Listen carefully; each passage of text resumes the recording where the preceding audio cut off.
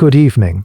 As you listen to the sound of my voice, you might begin to notice your breath deepening, slowing. Allow me to be your gentle guide tonight, effortlessly leading you through the peaceful landscapes of an ancient story, a story that begins not with kings or with gods, but with you, in the dusty streets of a city that has almost forgotten the taste of freedom. Before we drift too far, if you feel a connection to this place, you're welcome to leave a quiet like or subscribe. Think of it not as a task, but as leaving a soft footprint in the sand before you continue your journey inward. Your peaceful presence here is, and always will be, more than enough. And if you feel comfortable doing so, you can leave a comment with your city or country, and the time of night you're listening. It's a quiet way of knowing that even in the stillness, we are all sharing this moment together, under different skies. All right, let the shadows in your room grow long and soft. Maybe you can hear the faint sound of your own breathing, and together, let's allow the story to begin. The first thing you notice is the sound. It's the wrong sound for a Theban street. Not the familiar slap of worn leather sandals on stone, but the heavy, rhythmic crunch of military boots. It's the sound of the garrison. They walk in pairs, their crimson cloaks looking impossibly bright against the muted, sun-bleached colors of your city. Their long, meticulously combed hair, a mark of pride for them, seems almost comical if you weren't so keenly aware of the sharp-edged swords hanging at their hips. Your city, Thebes, is not your own. It has been for a few years now. The grand citadel that everything the Cadmea is no longer the heart of your people. It's a foreign fort, the constant, brooding reminder of your subjugation. You can see the Spartan standards flying from its walls from almost any point in the city, a permanent declaration that someone else is in charge. You've learned to walk with your eyes lowered to make your body smaller when a patrol passes. It's a habit you picked up without even realizing it. A city-wide cringe. You carry on with your day. Perhaps you're delivering a jug of wine for your family's business, or a basket of bread, the warmth seeping through the cloth. You walk past the marketplace, where the conversations are a little too quiet, the laughter a little too forced. The Spartans are here too, not buying much, just watching. They have their own supplies, their own system. They are an occupying force, not neighbors. It creates a strange, invisible wall that runs through the heart of your own home. You remember the old stories, the ones your grandfather used to tell. Stories of how Thebes was founded by the hero Cadmus, who slew a dragon and sowed its teeth into the earth. From those teeth sprang the first Thebans, a race of fierce, birth-born warriors. It's a wild, unbelievable tale, of course, but standing here, watching a Spartan officer sneer at a local farmer, you can't help but wonder what happened to that dragon's blood in your veins. It feels very, very diluted right now. Some scholars in later ages would even claim that this founding myth was just clever propaganda, a way for the Theban aristocrats to claim a lineage separate from, and older than, any other in Greece. As you turn a corner into a quiet alley, you see one of your city's officials, a man from a wealthy family, sharing a mouth with a Spartan captain.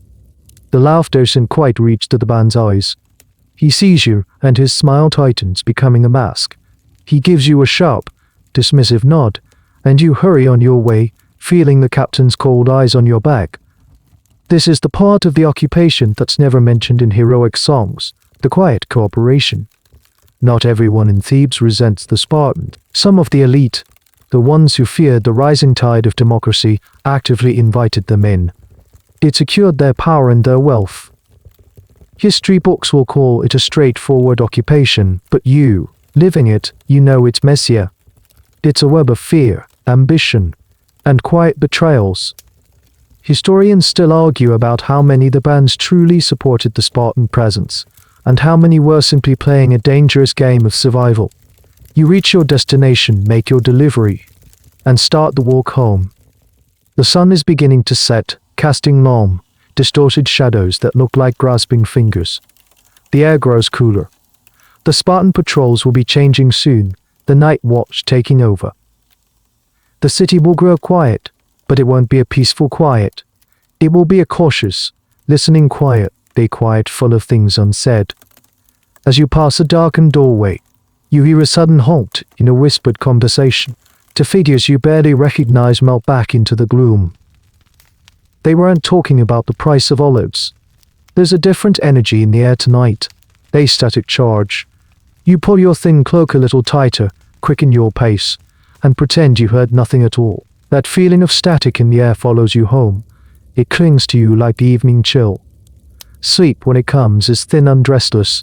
You feel as though you are sleeping with one ear open, listening to the heartbeat of your city. It's a strained, anxious rhythm.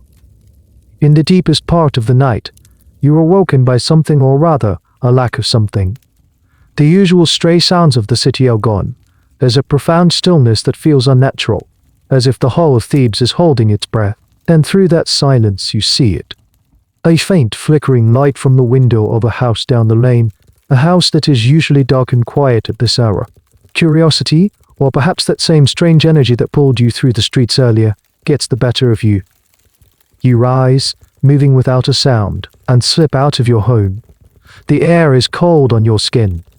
The moon is a sliver, offering just enough light to turn the familiar shapes of your neighborhood into a landscape of dark, imposing blocks and deep, mysterious shadows. You move along the walls, a shadow yourself, drawn towards that single point of warm, wavering light. The house belongs to a man named Karen, a respectable but unremarkable citizen. At least that's what you always thought. You find a spot in the deeper darkness of an adjacent alleyway, shielded by a large clay olive jar. From here, you can see a crack in the heavy wooden shutters of the house. You press yourself against the cool stone wall and listen. The voices are muffled, low, and urgent. They speak in your own band dialect, but with an intensity you rarely hear anymore. You inch closer until you can put your ear near the gap in the wood. You hear one voice say, tight with a nervous energy, that Pelopidas has arranged it all.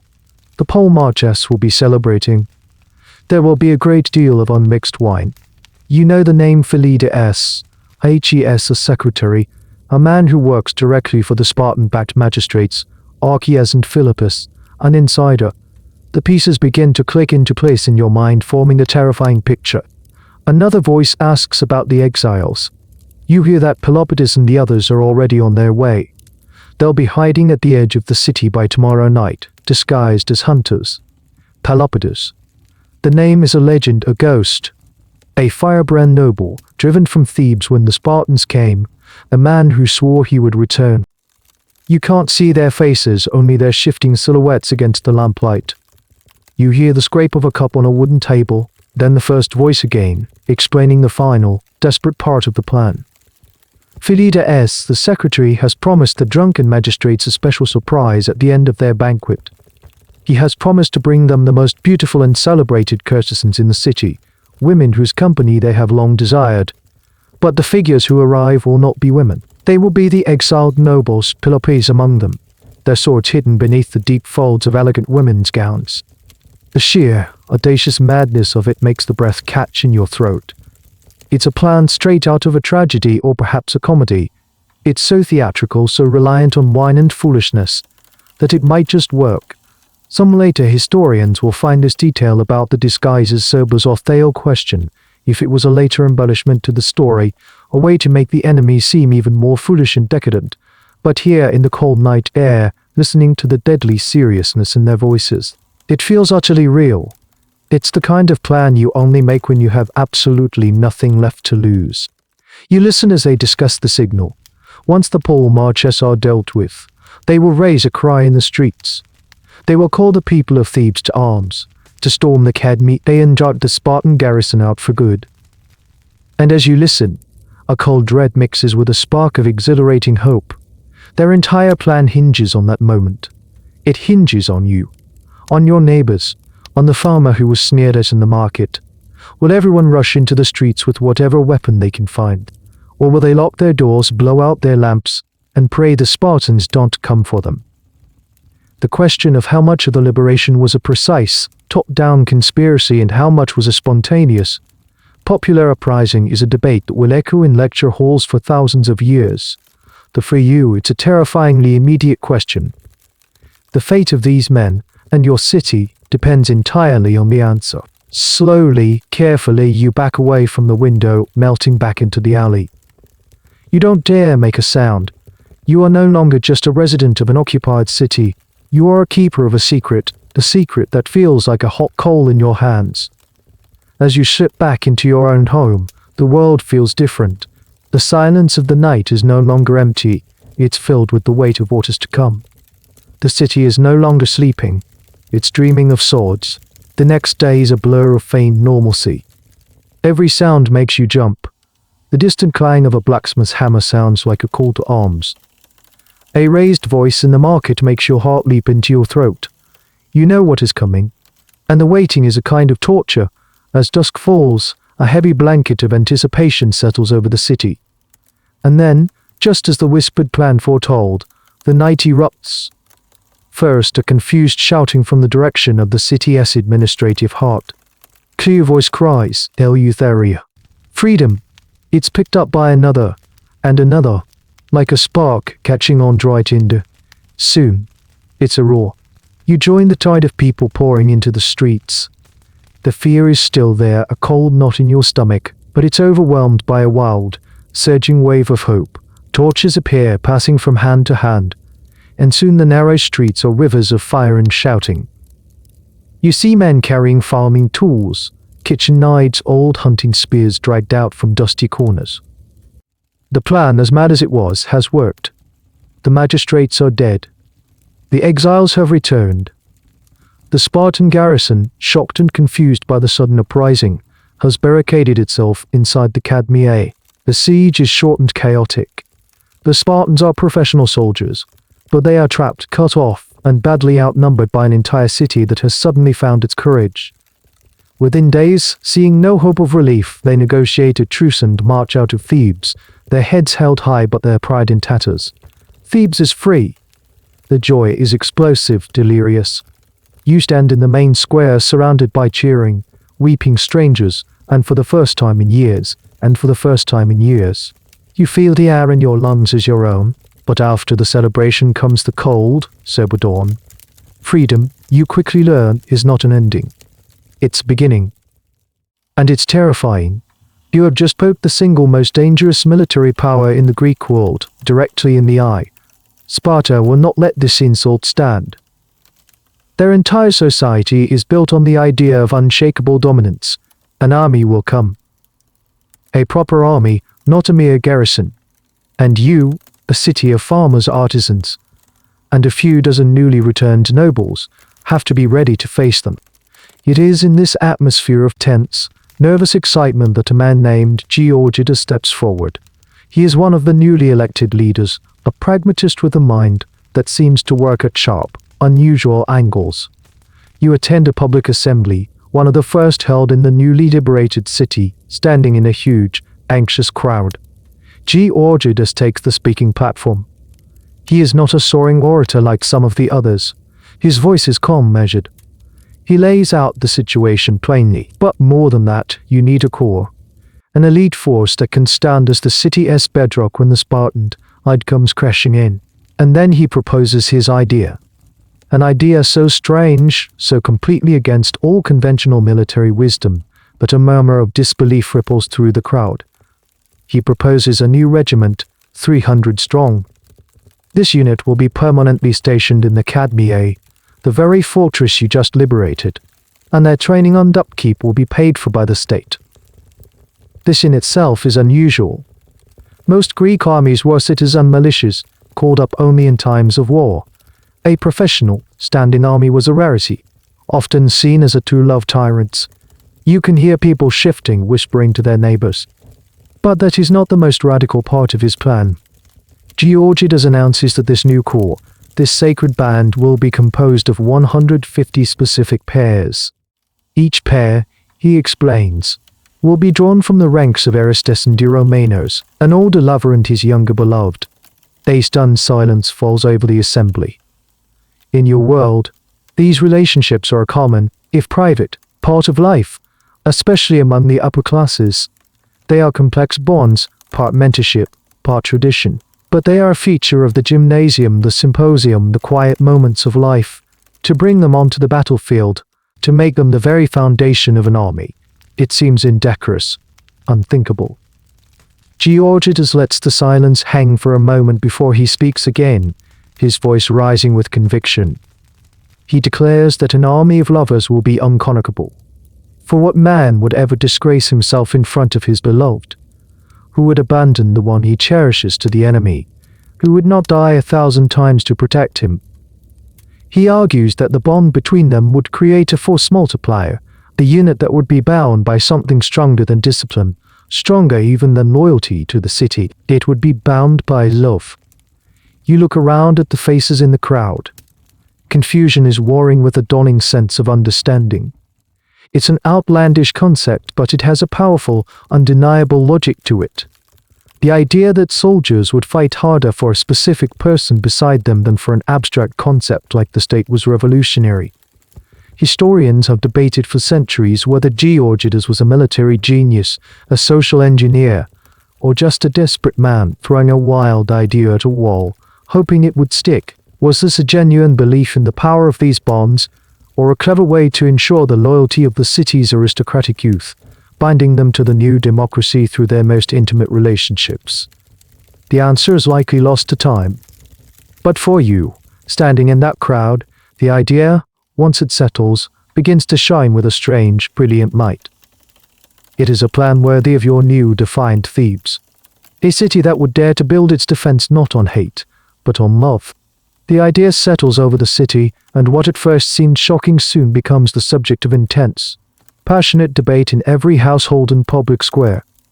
For the young men of Thebes, it presents a choice that is both deeply personal and intensely public. You discuss it for days with your closest companion. He is your friend, your confidant, the person you have spent countless hours with in the gymnasium, practicing wrestling, running, and discus throwing. Your bond is one of those quintessentially Greek relationships that later ages will struggle to define, a powerful mix of mentorship, camaraderie, and a deep, abiding affection. You talk about the risks, about Sparta, about the sheer, terrifying likelihood of death in the battles to come. But you also talk about the honor, the chance to be part of something entirely new, the living shield of your newly free city.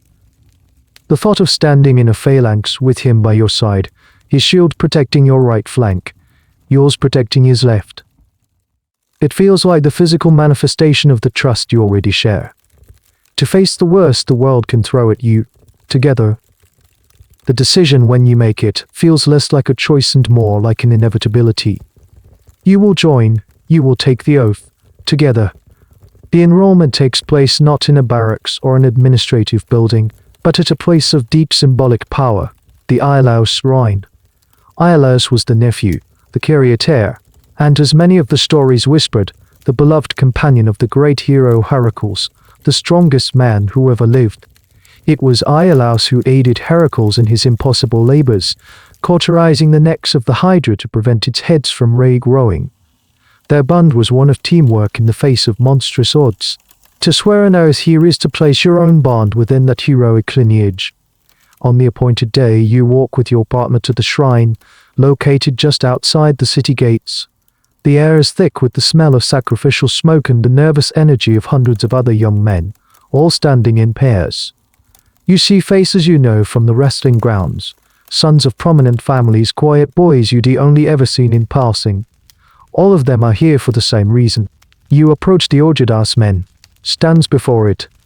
He doesn't ask for your names or your lineage. He simply looks at you, then at your companion, his gaze assessing the connection between you. The process is strangely informal. There's no official register of lovers. The bond is assumed to be a private matter, and its truthfulness is left to the conscience of those who step forward. This very informality has led some modern scholars to question the specifics. Was it a strict requirement? Or was it more of a guideline, with some pairs being brothers or just deeply devoted friends? The ancient sources are firm on the lover-beloved dynamic, but the practical reality of recruitment remains a fascinating puzzle. When your turn comes, you and your partner place your hands upon the cool, worn stone of the altar. The official recites the oath, his voice slow and steady. It's not a complex legal document. It's a simple, powerful promise. You repeat the words, your voice feeling small in the open air, yet the promise feels vast. You swear to stand your ground in battle, to never retreat in shame, to protect the man beside you with your life, and to seek an honorable death rather than a dishonorable life. The final words of the oath bind you not just to the state, but to each other, a vow witnessed by the spirit of Heracles' most faithful friend. As you lift your hands from the stone, the priest anoints your foreheads with a dab of scented oil.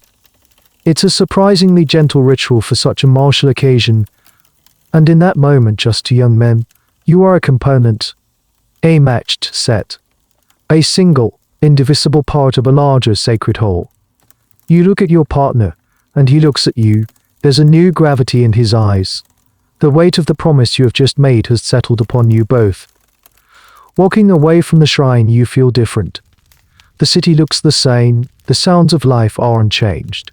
But your place within it has been fundamentally altered. You are now a living brick in the wall that will defend this city. You and 298 others. It's a strange and little-known fact that while the band was famous for its composition of lovers, they also maintained their own sacred rites and festivals, distinct from the rest of the army, centered around their patron Iolaf. Your spiritual life would now be as intertwined as your military one. You walk back toward the Cadmea, the fortress that was once a symbol of your oppression. Now it is to be your home, your barracks, your training ground, the place where you will be forged into a weapon. You feel a surge of pride, mixed with a healthy dose of sheer terror. You have sworn the oath. The easy part is over. Now you have to become worthy of it. Life in the Cadmea is nothing like the citizen soldier training you heard about from your fathers. That was a seasonal affair, a few weeks of drilling before a campaign. This is your entire life now. You wake before the sun, your days governed by the sound of a bronze trumpet, not the patterns of light and shadow. The first few weeks are a shock to the system, a brutal education in the difference between youthful athleticism and military conditioning. Your training is relentless, but it's not what you expected. Yes, there are endless hours spent with the spear and the shield. You practice the odysmos, the master of the phalanx, pushing against your comrades until your shoulders scream and your legs tremble. You run in full armor until your lungs feel like they're filled with hot sand. But the focus of your instructors, veterans chosen by Georgid as himself, is on something else. They don't train you as 300 individuals. They train you as 150 pairs. Every drill, every maneuver is done with your partner. You learn to move as one, to anticipate his shift in weight, to know by the subtle dip of his shoulder when he is about to thrust his spear. You practice coordinating your shield, the aspers, to perfection. Your shield, held on your left arm, is a large, concave bowl of wooden bronze. It's heavy, close to 30 pounds, and its design is a piece of communal genius. It covers your own left side, but extends far enough to the right to protect the unshielded side of the man standing next to you. A phalanx is not a collection of individuals, it's a single, interlocking wall of shields. And for you, in the sacred band, that man next to you is always him. The safety of your partner is quite literally in your left hand. This focus on the pair creates a unique dynamic. In a regular phalanx, you might find yourself next to a neighbor you dislike or a stranger from the other side of the city. Here, your success is inextricably linked to the person you care for most. There is no room for resentment or rivalry. His failure is your failure. His death is your failure. His death is your exposure. This hyper-focus on the pair is something military historians still marvel at, while all phalanxes relied on cohesion. The Sacred Band institutionalized it at the most fundamental level, turning an emotional bond into a tactical advantage. Beyond the physical, there is another layer to your training, one that happens in the quieter moments. You spend hours cleaning and maintaining your equipment together, sitting on the sun-warmed stone of the fortress courtyard. You share your meals, your thoughts, your fears. The entire structure of your life is designed to deepen your bond. One of the stranger, more niche aspects of your training involves dancing. This isn't the wild dancing of a festival, or ward ants performed in full armor. It's a complex series of choreographed movements that mimic combat, dodging, thrusting, defending. To an outsider, It might look slightly absurd, 300 men clanking and leaping in unison. But it's teaching you rhythm, balance, and spatial awareness. It's teaching you to move as a single, fluid body. To perform it correctly with your partner requires a level of non-verbal communication that borders on telepathy. One evening after a grueling day of drills, your instructor gathers your small unit. He doesn't talk about glory or honor. He talks about shame. He tells you a story of a Spartan warrior who dropped his shield in battle and returned home alive. That man, he says, was so ostracized that no one would share their fire with him, no one would speak to him, and in the gymnasium, no one would wrestle with him. He was a ghost in his own city.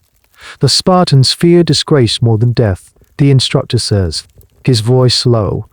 We must be the same. But your disgrace is not just your own.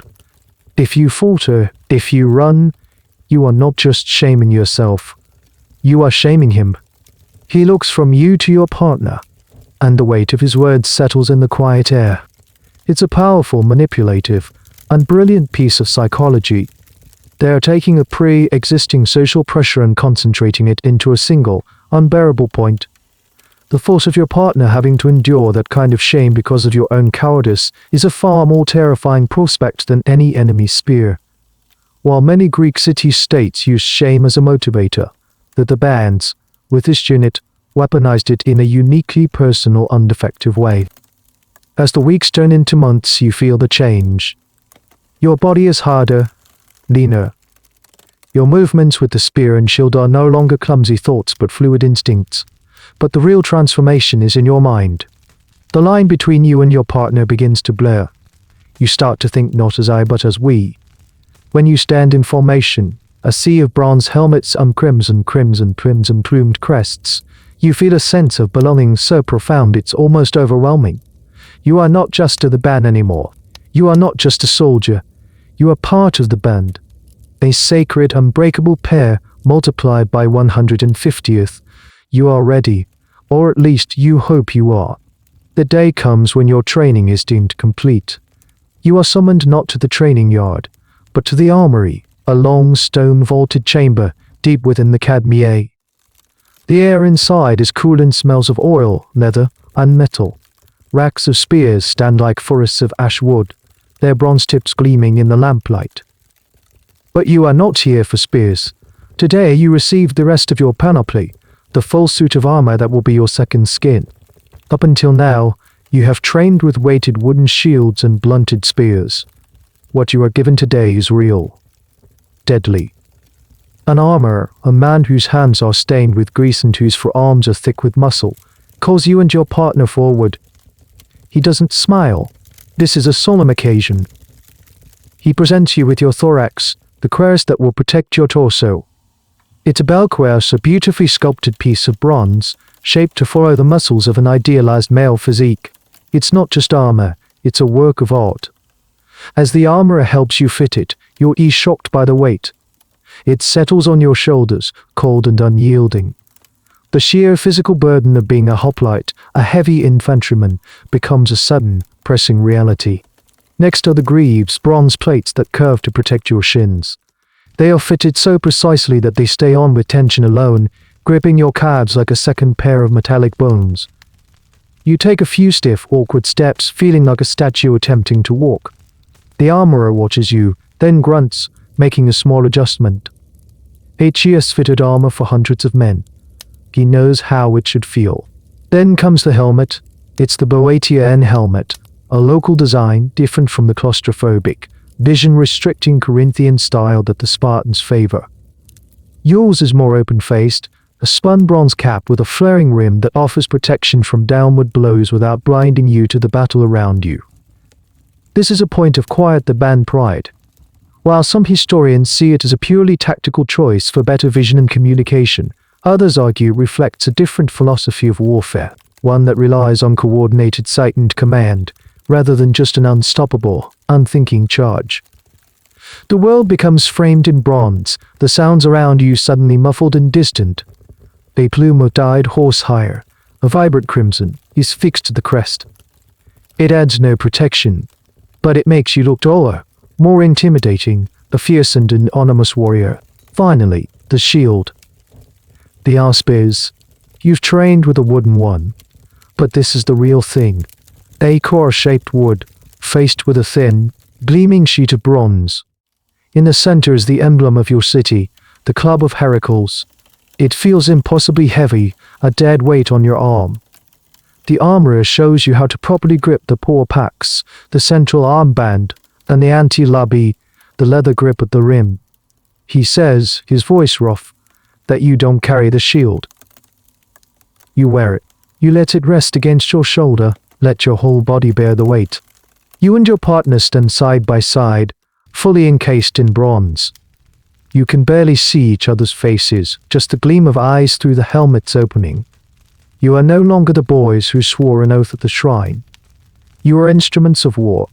You look identical to 100 other pairs in the room, an army of anonymous, bronze-clad twins. That night, you don't sleep in the barracks. You are instructed to sleep in your armor, a practice known as keeping the watch. The idea is to become so accustomed to the weight and feel of it that it ceases to be a burden and becomes a part of you. It is, without a doubt, the most uncomfortable night of your life. The bronze is cold and hard. It digs into you every time you move. You can't find a position of rest. You lie on your back, staring up at the stone ceiling, feeling the immense pressure on your chest. You feel utterly, completely trapped. In the quiet of the night, your partner, lying on a pallet next to you, speaks. His voice is a muffled sound from within his own helmet. I can't breathe. You know the feeling. The chorus feels like it's squeezing the air from your lungs. You whisper back to try lying on your side, to lean the shield against the wall. You both awkwardly shift and clank, the sound echoing in the stillness. A little known, but miserable, reality for the hoplite was the sheer physical discomfort of their daily existence on campaign. They suffered from chafing heat exhaustion, and the constant grinding weight of their gear. The heroic statues never show the raw, red skin under the bronze. As you lie there, a profound thought occurs to you. This armor isn't just to protect him. Your greaves stop the spear that was aimed for his leg as you move together. Your helmet deflects the sword that would have struck his head. Your shield covers his vulnerable side, and his armor does the same for you. The bronze isn't just a shell for your own body. It is a promise you wear for another person. The weight on your shoulders is the physical manifestation of your oath. It's the weight of his life. And as you finally, slowly, drift into a shallow, fitful sleep, that thought makes the crushing weight of the bronze just a little more bearable. The first few years after the liberation are a tense, nervous peace. The Spartans are humiliated, but they are also busy elsewhere, their web of alliances and rivalries pulling their attention across the Greek world. This gives Thebes a precious, vital commodity: time. Time to solidify its new democracy, time to rebuild its economy, and time for the Sacred Band to become not just a trained unit, but a seasoned one. You spend these years on constant alert, patrolling the borders of Boeotia, the wider region under the ban influence. You are the city's insurance policy, a permanent, visible deterrent. During this period, the command of the band subtly shifts. Georgidas, the brilliant but practical architect of your unit, remains a key figure in the city's politics, but the day-to-day leadership of the Sacred Band increasingly falls to another of the liberated exiles. His name is Pelopidas. Where Georgidas is a strategist and a planner, Pelopidas is pure fire. He is charismatic, daring, and possessed of an infectious, almost reckless bravery. He was one of the men in the assassin's gowns, a leader of the rebellion from its most dangerous moment. He doesn't just command your respect, he inspires a fierce, personal loyalty. Pelopidas has a different vision for the Sacred Band. Georgidas, the original founder, had initially used the band as a kind of reinforcement, distributing you in pairs or small groups throughout the front line of the band phalanx. His theory was that your presence would shore up the morale of the regular citizen soldiers, that your courage would be contagious. It was a sound of conservative tactical doctrine. Pelopidas disagrees. He sees you not as a supplement, but as a weapon, unified weapon. He begins to train you differently. He drills you as one solid block of 300 men. He wants you to be the spearhead, the ectoromoi, the runners out who could charge from the main phalanx to exploit a weakness or shatter an enemy flank. This is a far more aggressive and dangerous role. It means you will be the point of impact, the first to hit the enemy line, absorbing the full, terrifying shock of their charge. You remember the day he first explained his reasoning. He gathered all 300 of you in the main courtyard of the Academy. You walked among your ranks, making eye contact, his energy palpable. He asked why he would take the finest sword in Thebes and break it into 150 tiny daggers to hand out to farmers. No, a sword like this is meant for a single, decisive strike. You are that sword. Together, you will not steady the line. This shift in strategy was more significant than it sounds. It represented a major evolution in Greek infantry tactics. The traditional phalanx was a largely defensive formation, a slow-moving wall of shields and spears designed for attrition. Pelopidas envisioned a more dynamic role for his elite troops, using you as a tool for shock and awe. This debate, whether to distribute elite soldiers to bolster the main line or to concentrate them for a decisive blow, is a classic military dilemma that generals would argue about for the next 2,000 years, from Roman legions to Napoleonic armies. Pelopidas was firmly on the side of concentration. Life under his command is exhilarating. He leads from the front, sharing your rations, sleeping on the same hard ground during field exercises. He knows your partners' names. He fosters a spirit of friendly competition among the pairs, rewarding excellence in the training yard with public praise. He understands that while your core loyalty is to weave that into a larger loyalty to the unit and to him as its leader, there's a curious, almost paradoxical element to his leadership.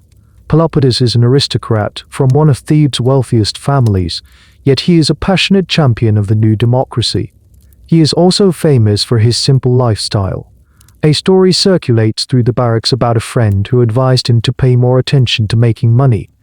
Pelopidas supposedly laughed and replied that money is for a man like him, pointing to a nearby citizen who was known to be blind and lame. A man like him had no need of it. This story, whether true or an invention of his supporters, perfectly captured his public image, a man above personal greed, devoted entirely to the state. It's a bit of political branding, and it is incredibly effective. You and your partner thrive under his leadership. The purpose of your relentless training becomes clearer. You are not just guards or sentries. You are being honed for a specific, violent purpose. You can feel the new energy in the unit, a swagger, a confidence that wasn't there before. You are not just a defensive shield. You are becoming the tip of the band spear. And as you practice your charges, thundering across the dusty plains of Boeotia as a single 300-man battering ram, you know that it's only a matter of time before you are tested. Sparta will not ignore you forever. A real battle is coming. And under the fiery command of Pelopidas, for the first time, you actually wanted to. The test comes sooner than you expect, and not in the grand, decisive battle you had been steeling yourself for. It happens on a routine patrol, in an unremarkable place. You are marching with Pelopidas and the band, along with a small attachment of cavalry. It's a reconnaissance in force, a mission to show that the band flag and gather intelligence in the lands of your sometime ally, sometime rival, or chomenus. The day is hot, the air thick with the buzzing of insects. You march through a landscape of marshy fields and thick reeds, a place called Tigera. Suddenly, your forward scouts come galloping back, their faces pale. They bring shocking news. A large Spartan force, to full regiments, is marching directly towards you. They have been on a mission of their own and are now heading home. By sheer dumb luck, your paths are about to cross in this watery meadow. A quick calculation is made. The enemy force numbers somewhere between 1,000 and 1,800 men. You are 300 hoplites and a handful of horsemen. The odds are, to put it mildly, not good. A ripple of fear, cold and sharp, goes through your ranks. This is it. This is the moment all the training was for. You look at your partner, his knuckles white where he grips his spear. You see your own fear reflected in his eyes. This is not a planned battle. This is an ambush in the making. The conventional wisdom is clear: a smaller force, when faced with such overwhelming numbers, should retreat. Find a defensive position, try to slip away, and live to fight another day. One of the band commanders urges exactly that. He says to Pelopidas, his voice strained to have fallen into their hands. Pelopidas turns to him, and a fierce, almost joyful grin spreads across his face. He replies, asking why not say that they have fallen into ours. His confidence is so absolute, so audacious. It's like a physical shock. It doesn't just silence the fear, it transforms it into something else. Adrenaline. A wild, reckless hope. He isn't going to retreat. He's going to attack. Here. The Spartans, seeing your small force, are confident, arrogant, even. They are the finest soldiers in the world, and they have you trapped and outnumbered at least 3-1. They begin to form up their massive phalanx, preparing to envelop and crush you. But Pelopidas is faster. He doesn't give them time to organize. He orders your small cavalry contingent to charge, not the front of the enemy formation, but their front of the enemy formation, but their flanks, to create confusion and sow panic. And then he turns to you, to the Sacred Band. He doesn't form you into a defensive line. He gathers you into a dense, tight-packed ball of men, a solid block of shields and spears. Stay together, he roars. Aim for their leaders. We will punch through them. His strategy is insane. He's not trying to win a battle of attrition. He's attempting a decapitation strike. He is aiming your small, elite force directly at the heart of the Spartan command. What happens next is a blur of violence and chaos. You charge. The sound is deafening.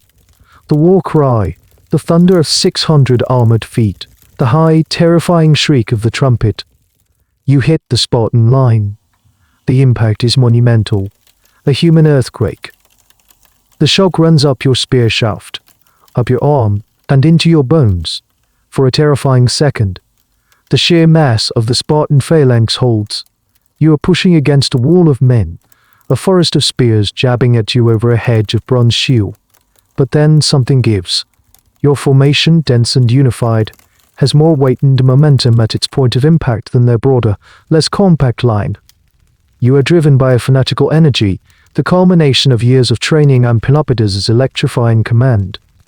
You are not just fighting next to your partner, you are fighting for him. You are fighting for him. You instinctively angle your shield to block it without a conscious thought. He in turn shoves a Spartan shield aside, creating an opening for your own spear. You are a full-armed, two-minded fighting machine. This is the moment that historians still argue about. Was the victory at Thebes due to Pelopidas' tactical genius, the superior training of the Sacred Band? Or was it, as some suggest, a healthy dose of Spartan overconfidence and disarray? The truth is likely a combination of all three.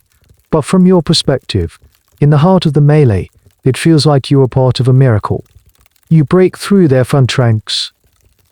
The Spartan commanders, the Pelopidas, are killed in the first moments of the clash.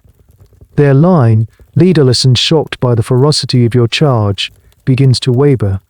The men at the front try to fall back, while the men at the rear are still pushing forward.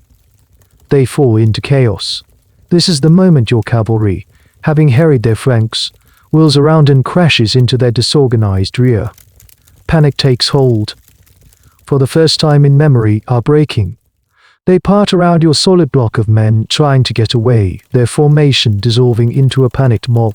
Pelopidas, wisely, doesn't order a pursuit. He lets them run.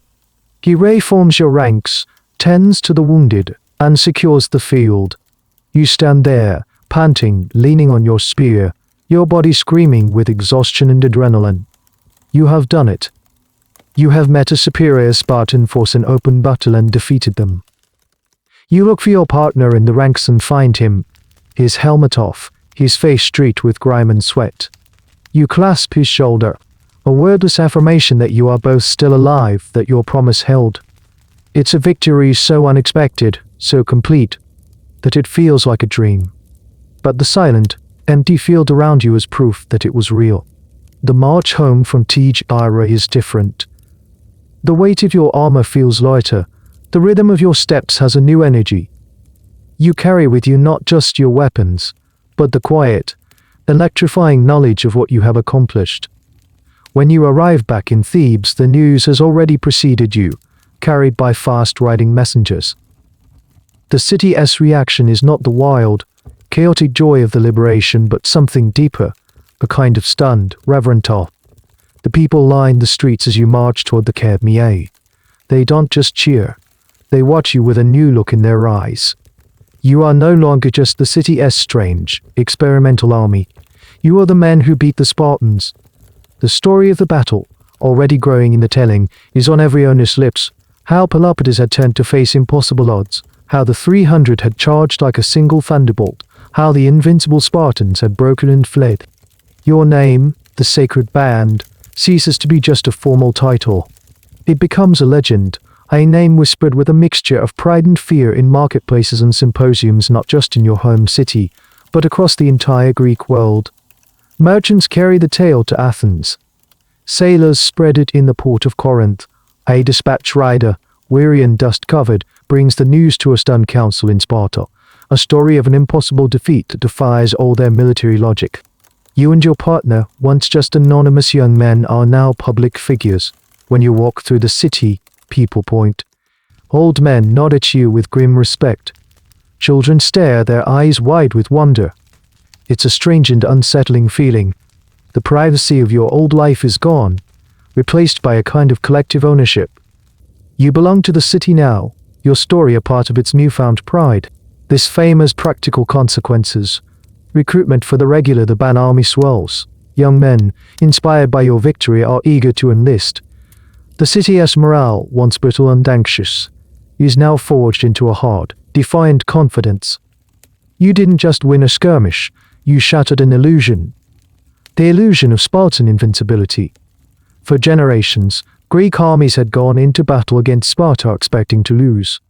The Spartan reputation was their most powerful weapon. Had proven that they were just men. Men who could be beaten.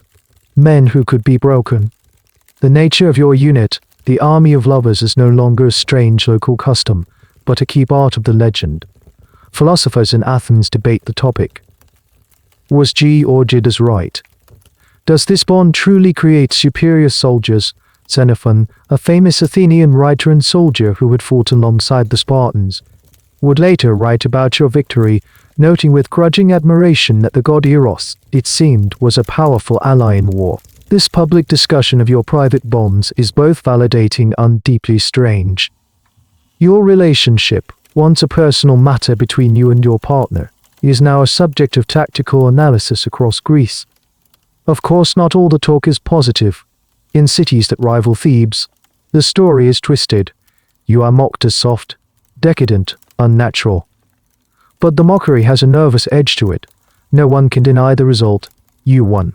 The effectiveness of the band becomes widely acknowledged, if often misunderstood. This very debate continues to this day, with some historians emphasizing the romantic and emotional aspect, while others focus on the purely pragmatic military benefits of having soldiers with an unbreakable, pre-existing loyalty to their immediate comrades.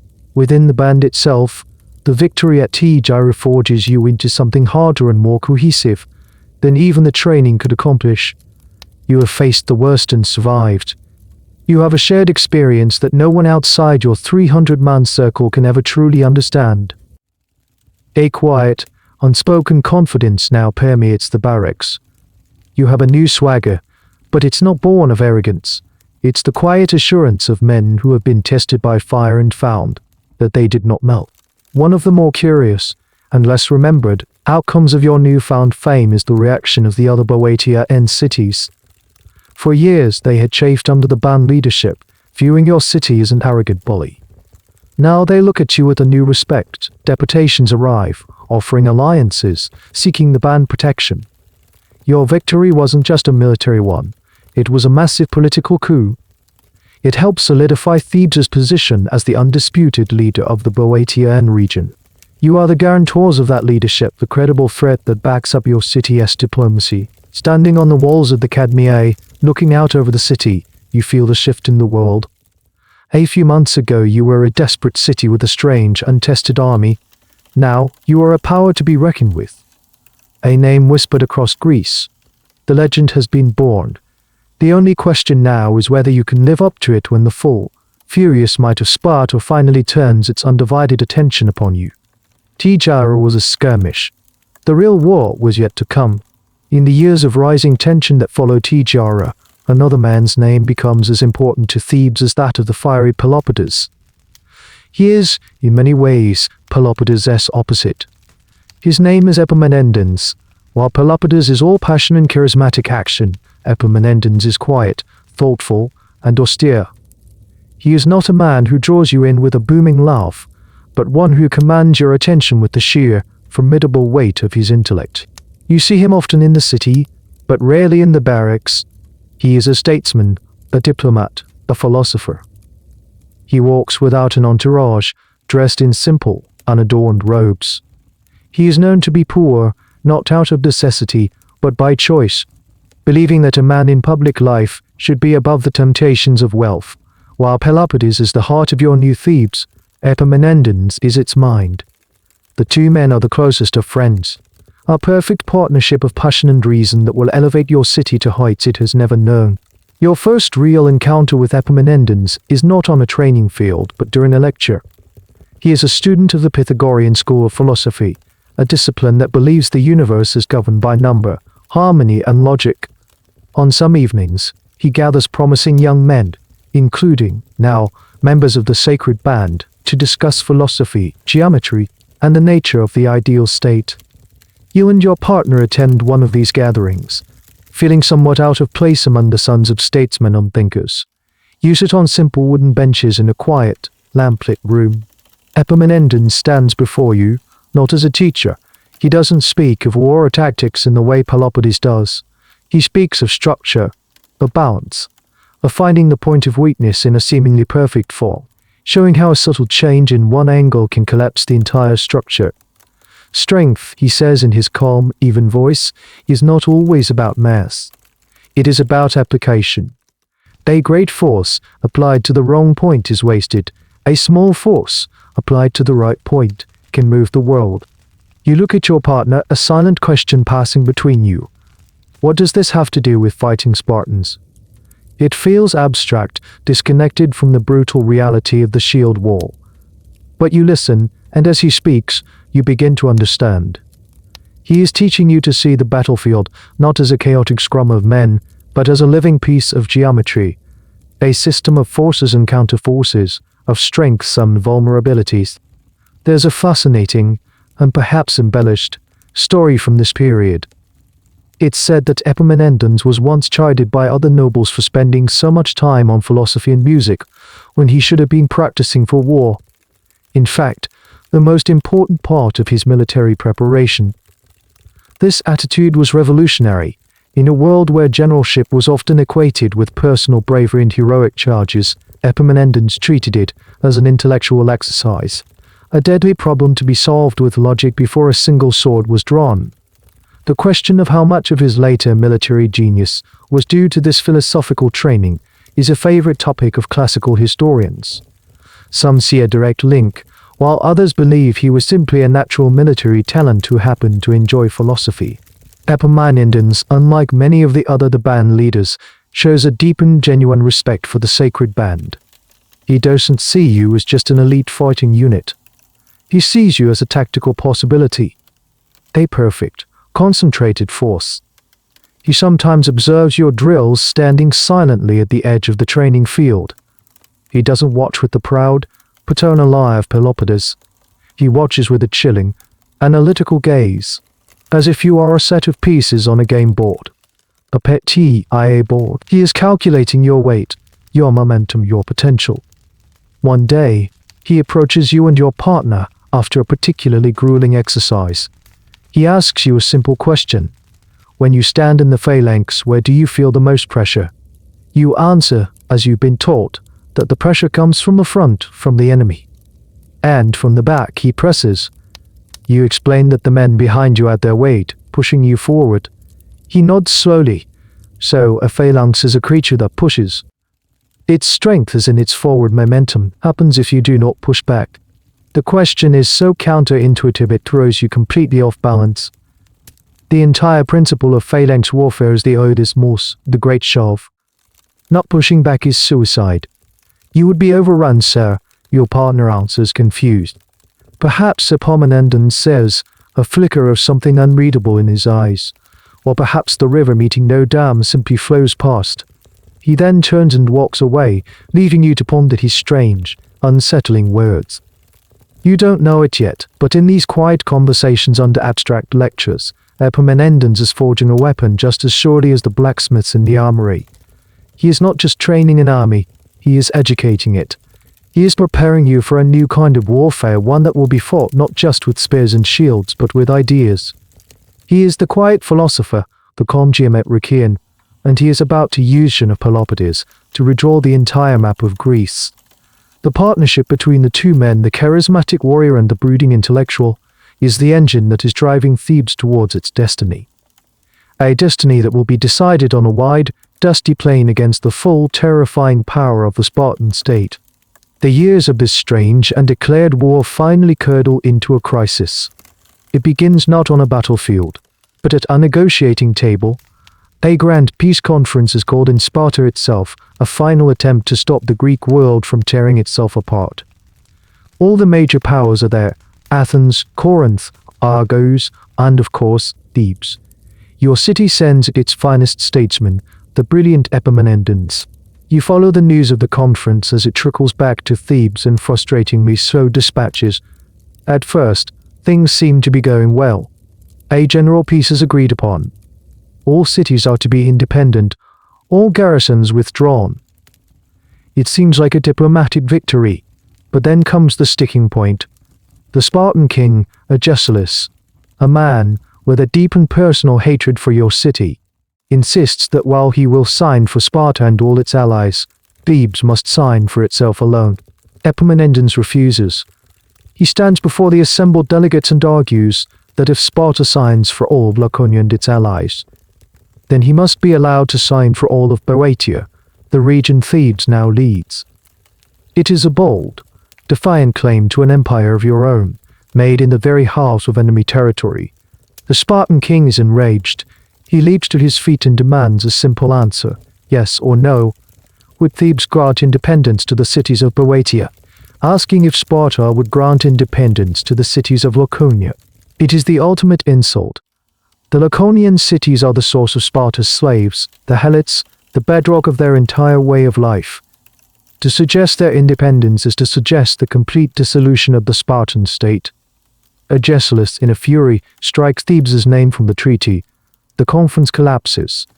Epaminondas returns home, not with a treaty, but with an open declaration of war. The news hits Thebes like a thunderclap. There is no more hiding, no more skirmishing. The full, undivided might of the Spartan alliance is now coming for you. King Cleomberotus, the other Spartan king, is already in the field with an army, and he is ordered to march directly on Thebes and crush it once and for all. The eve of the great battle is a night unlike any other. The entire city is gripped by a quiet, profound terror. This is not like T-Gyra. This is not a lucky encounter with a stray patrol. This is the main event. The Spartan army marching towards you is the largest and most powerful military force in Greece. They outnumber you significantly. No Greek army has ever stood against a full Spartan force of this size in a pitched battle and won.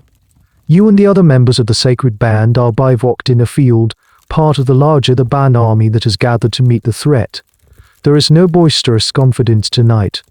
The air is thick with the smell of campfires, the nervous whinnying of horses, and the low murmuring voices of thousands of men contemplating their own mortality.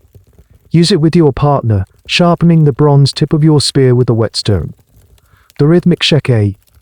Sheke, sheke, sheke is a small, steady sound in the vast, anxious quiet. You don't talk much. There is nothing left to say. You just sit together, drawing comfort from each other's presence. You see other pairs doing the same, 100 quiet vignettes of shared resolve. A bizarre little-known tradition takes place that night. It is said that in the band camp, a number of ill omens were reported. A temple door swung open on its own. Weapons were found mysteriously piled by a tomb, but the band leaders, especially Epaminondas, cleverly reinterpreted them. The open temple, they declared, signified that the gods were coming out to help. The weapons of the tomb belonged to ancient Theban heroes, rising to fight alongside their descendants. It's a masterful piece of psychological warfare, turning fear into hope. Historians debate whether these omens were genuine coincidences or events staged by Epaminondas himself to manipulate the army's morale. Later in the evening, Pelopidas comes to your encampment. He doesn't give a rousing speech. He just walks among you, his presence a reassurance. He stops by your fire, claps you on the shoulder. He says, his voice low and firm, that tomorrow you will show them why you are the sacred band. You will be the rock on which they break. He moves on, leaving a trail of renewed determination in his wake. You try to sleep, but sleep won't come. You lie on the hard ground, wrapped in your cloak, staring up at the star-dusted sky. You think about your life before all this, before the occupation, before the oath. It seems like a different world, a different person. You are a soldier now, a hero to your people, and tomorrow you will very likely die. You will very likely die. You reach out in the darkness and find your partner's hand. His grip is firm, steady. In this moment, the politics, the strategy, the grand sweep of history, it all fades away. All that matters is this: the man beside you, the promise you made. Across the plain you can see them. A sea of 1,000 campfires stretching far into the darkness. The Spartan camp. You can hear the faint sounds of their horns. The disciplined Hanakable. You can hear the faint sounds of their horns, the disciplined hum of the most feared army on earth. And there is just you, a small citizen army, a strange band of lovers, and a philosopher general with a bizarre idea, standing between that fiery behemoth and everything you love. The Battle of Leuctra. The morning dawns hot and hazy. The air is still, as if the world itself is holding its breath. You stand in formation on the plain of Leuctra, a wide, flat expanse of baked earth, perfect for a battle of heavy infantry. Across the field, the Spartan army is deploying. It's a terrifyingly beautiful sight. Thousands of men, moving with practiced precision, their crimson cloaks a river of blood against the pale ground. Their phalanx forms up in the traditional way, a solid wall of men, 12 shields deep, stretching for what seems like a mile. Their king, Cleombrotus, and his royal guard, the elite of the Spartan army, take their customary position of honor on the right wing. This is the hammer of their army, the point of decision. Everyone in Greece knows this. Then, you receive your own orders from Epaminondas, passed down the ranks by grim-faced officers. And the orders are insane. They are not just unconventional, they fly in the face of every known principle of Greek warfare. A wave of disbelief and confusion sweeps through your army. First, Epaminondas is refusing to deploy his army straight on. He is advancing his left wing, and holding his right wing back, so that your entire army is arranged in a slanted or echelon formation. It looks bizarre, lopsided. Your right flank, which should be engaging the enemy, is so far back it might as well be in another battle. It's a tactic so novel, so utterly strange, that military historians believe it was the first time it had ever been attempted on a major scale. But that is only the beginning of the madness. The Theban left wing, the one advancing to meet the Spartan hammer, is being stacked. Stacked impossibly deep. Where the Spartans are a uniform 12 men deep, Epaminondas is piling his best troops, the Thebans and their most trusted allies, to a depth of 50 shields. 50. You are part of that 50 shield column. You are standing in a dense, sweating, claustrophobic block of men, with 49 of your countrymen behind you, their hands on your shoulders, ready to push. It's less like a phalanx and more like a human battering ram. The sheer physical pressure of the men behind you is immense. It's hard to breathe. The logic is terrifyingly simple.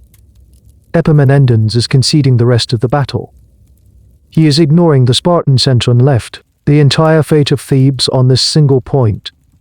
He is aiming this massive column of men, this 50-deep spearhead, directly at the Spartan right wing, directly at their king. And at the very tip of that 50-deep spearhead, he places you. The Sacred Band. All 300 of you, under the personal command of Pelopidas, from the leading edge of the assault. You are the point of impact. The first to taste Spartan steel, it is a position of supreme honor and almost certain death. Epaminondas rides along the front of your formation before the advance begins. He stops before your deep column, and you can see the calm, analytical fire in his eyes. He calls out that their strength is a chain, and a chain is only as strong as a single link. We will not fight their whole army. We will fight one small part of it.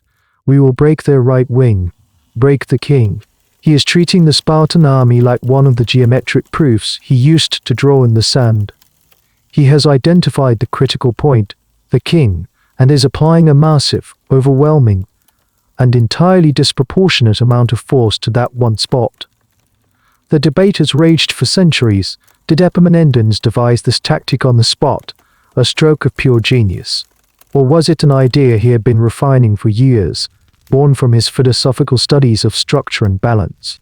Was he inspired by the lopsided flight of cranes, as one ancient writer poetically suggests? Whatever its origin, for you standing in the front rank, it feels like a death sentence wrapped in a brilliant idea. You look to your right. Your own army's center and right wing are so far away, so disengaged, it feels like they are abandoning you. You are a forlorn hope, an isolated column marching towards the most lethal fighting force in the known world. You look at your partner. His face is a grim, pale mask beneath his helmet. There's no turning back. You adjust your grip on your shield, the heavy bronze shield with the club of Heracles emblazoned on its face. It feels terribly small. The trumpets sound. Not just your own, but the high, unnerving pipes of the Spartan army, a sound meant to chill the blood of their enemies. Your column begins to move, a slow, shuffling, inexorable walk. The ground trembles under the weight of thousands of marching feet. 50 shields deep. The tip of the spear. You raise your own spear, leveling it forward, a branch in a forest of bronze points. You can see the faces of the Spartans now. You see their long hair, their beards. You see the look of utter disbelief in their eyes as they watch your strange, lopsided formation approach. They have never seen anything like this, and you are about to hit them with the force of a tidal wave. The walk across the plain feels like it takes a lifetime and no time at all. The world narrows to the space in front of you, the shimmering heat haze, the river of crimson cloaks, and the bristling hedge of Spartan spears. The rhythmic tramp of your own 50-deep column is a low, guttural thunder, a sound you feel in your chest cavity. You are no longer an individual. You are the sharpened, hardened point of a human projectile. Pelopidas is just ahead of you, on foot, leading the charge. He turns, his face alight with a terrifying, ecstatic energy. He roars the word Thebes, and for our freedom. The cry is picked up by the 300 men of the band, a single powerful shout that rips through the air. And then you are no longer walking. You are running. The impact is an apocalypse of noise and force. The sound of thousands of pounds of bronze and wooden flesh colliding is not a clang, but a wet, sickening crunch. The front rank of the Spartan phalanx disappears under your charge. Your spear, held in a tight overhand grip, slams into a Spartan shield, the ashwood shuddering with the force. For a moment, there is a horrific stasis, a wall of bodies pressing against another wall of bodies. But your column has something the Spartan line does not. Wait. 49 ranks of men are pushing you from behind a relentless, irresistible pressure. The Spartan 12-deep formation, designed to hold against a conventional charge, buckles. It doesn't break, not at first. It bends backward, like a green branch pushed past its limit. You are in the nightmare. The odysmos, the shove, is no longer a training exercise. It is a life-or-death struggle in a space no wider than your own shoulders. The air is thick with the smell of sweat, fear, and blood. You are so close to the man in front of you that you can see the frantic desperation in his eyes. A spear juts past your head, so close you feel its wind.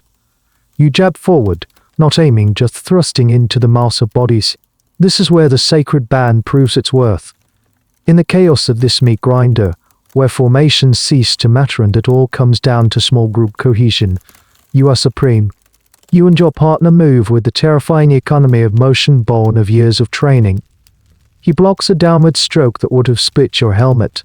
You clear a path for his spear with a shove of your shield. You don't need to speak. You don't need to think. You are a single organism, reacting and fighting with a shared instinct for survival. The battle for the Spartan right wing becomes a swirling vortex of violence centered on their king, Cleombrotus. He and his royal guard, the 300 elite at peace, fight with the desperate courage of cornered lions. They are the best soldiers in Sparta, and they die hard. But for every one of them there is one of you, and behind you is the crushing weight of 49 more the bands. It's a brutal, unfair arithmetic. You see Cleombrotus fall. It happens in a chaotic flurry of spears. One moment he is there, a rallying point in his magnificent armor, and the next he is gone, swallowed by the melee. A gasp, a groan of collective shock, ripples through the Spartan line. Their king is dead. It's a blow not just to their command structure, but to their very soul. The king in their society was semi-divine, a direct descendant of Heracles. His death on the battlefield was almost unthinkable. The Spartans around his body fight with renewed fury, trying to recover his corpse, a point of sacred honor. But the pressure from your column is relentless. The Spartan line, already bent, finally shatters. It's not a clean break, but a slow, horrifying disintegration. Men at the front, seeing their leaders fall and their ranks collapsing, begin to give way. They try to fall back, but they collide with the men behind them. The unbreakable Spartan phalanx dissolves into a panicked mob. This is a moment that will be studied by military tacticians for millennia. The concept of refusing a flank and concentrating overwhelming force at a single point of decision becomes a classic military doctrine. But for you, it is simply the visceral, terrifying experience of watching the most feared army in the world come apart at the seams. Once the right wing breaks, the rest of the Spartan army, as Epaminondas predicted, loses its will. The center and left wings, who have been standing by watching the disaster unfold, have no interest in engaging your fresh, uncommitted the band right. They see their elite flank, their king, and their reputation being annihilated. They hesitate, and in that hesitation, the battle is lost. They begin a slow, grudging retreat, which soon turns into a full-scale rout. You and the other survivors of the band stand on the field, leaning on your spears, gasping for air amidst the wreckage of the Spartan army. You are bruised, bleeding, utterly exhausted, but you are alive, and you have won. You have met the full might of Sparta in a pitched battle and utterly destroyed them. The myth is dead. The fear is broken. You look across the field at the setting sun glinting off the discarded shields of the fleeing enemy, and you know that the world will never be the same again. The silence that falls over the field of Leuctra is more profound than the noise of battle that preceded it. It's a silence filled with the groans of the wounded and the quiet, exhausted sighs of the living. You look for your partner. You are both battered, your armor dented, your body's a canvas of bruises and shallow cuts.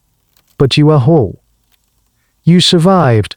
A wave of relief so powerful, it makes your knees recourses over you. The aftermath of victory is a strange, disorienting experience. The immediate task is grimly practical, tending to your wounded, counting your dead. The losses on the band side, particularly on your overloaded left wing, have been heavy, but they are nothing compared to the devastation you inflicted on the Spartans. Of the 700 true Spartan citizens who fought on the right wing, over 400 lie dead on the field, including their king. It is a catastrophic, unprecedented loss from which their city will never truly recover. In the days that follow, as the scale of your victory sinks in, a new reality begins to dawn. You are no longer just a free city. You are the preeminent power in all of Greece. The news of Leuctra spreads like a shockwave, upending a century of established order. Embassies arrive from cities that were once staunch Spartan allies, now scrambling to curry favor with the new masters of the Greek world. The political map is being redrawn overnight, and you are holding the pen, For you, a soldier in the Sacred Band, life changes in subtle and profound ways. You march back to Thebes not just as heroes, but as legends made flesh. You are the men who broke Sparta, but with this new status comes a heavy burden. Thebes now has an empire to manage, a web of alliances to maintain, and a host of new enemies who are terrified of your power. Your job is no longer just about defending your city's walls. It's about projecting your city's power across all of Greece. You find yourself on long marches into the heart of the Peloponnesus, Sparta's home territory. These are not raids, but grand military expeditions led by Epaminondas. You are no longer just fighting for survival. You are dismantling the Spartan state peace, wiping to Laconia, the Spartan heartland, a place no enemy army had dared to enter for centuries. You burn their fields and farms in full view of the city of Sparta itself. The Spartans, their army shattered, can only watch from behind their walls, humiliated and powerless. On one of these expeditions, you take part in one of the most revolutionary acts of the age. Epaminondas decides to liberate the Helots, the slave population that has toiled for centuries to support the Spartan war machine. You stand guard as your engineers help build a new, fortified city for the newly freed people, a city called Messene. It's a moment of staggering historical importance. You are not just defeating an army, you are ending a way of life. This act, however, has always been a subject of debate among historians. Was Epaminondas a genuine liberator, moved by a philosophical belief in freedom for all people? Or was this a cold, calculated act of geopolitical strategy? By creating a new, hostile state right on Sparta's doorstep, he was permanently crippling his enemy, ensuring they could never rise to challenge Thebes again. The truth, as is often the case, is probably a complex mixture of both. Watching families who have only known servitude weep with joy, it feels less like strategy and more like justice. Life on these campaigns is hard. It's endless marching, cold nights, and the constant tension of being in hostile territory. But there is a sense of purpose that fuels you. You are on the right side of history, building a new world on the ruins of the old one. Yet, there is a strange, bittersweet quality to it all. You had fought for the freedom of your own city, a simple and noble cause. Now you are cogs in an imperial machine, enforcers of a demand peace. It's a heavier, more complicated burden to bear. In your quiet moments camped in a field far from home, you and your partner talk about it. You remember the fear before Leuctra, the simple desire to protect each other and your city. Now, you are part of something so much bigger, a grand political game whose rules you don't fully understand. You are still a member of the Sacred Band, an army of lovers, but the world you are fighting for has become infinitely more complex. You have gone from being the underdog rebels to the powerful establishment. It's an upside-down world, and you must learn to navigate it, all while knowing that the higher you rise, the harder you can fall.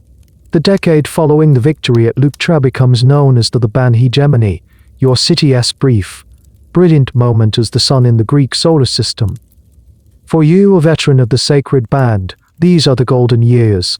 The long, grueling campaigns become less frequent. Epaminondas' brilliant victories had secured the borders and dismantled the power of your enemies. Now comes a period of relative peace and unprecedented prosperity for Thebes. Your life settles into a new rhythm, a blend of military duty and civic honor. The Sacred Band remains a full-time, professional unit, the guardians of the state, but the constant, urgent threat of annihilation has receded. Your days are still filled with training, maintaining the sharp edge that made you famous, but the atmosphere is different. It's less desperate, more confident. It's less desperate, more confident. The drills are no longer about preparing for a suicidal charge, but about perfecting the art of war. You and your partner are granted a small plot of land by the state, a reward for your service. It's a quiet acknowledgement of your status and a way to bind you further to the city you protect. For the first time, you have something that is truly yours, a piece of the Boeotia and earth you fought to free.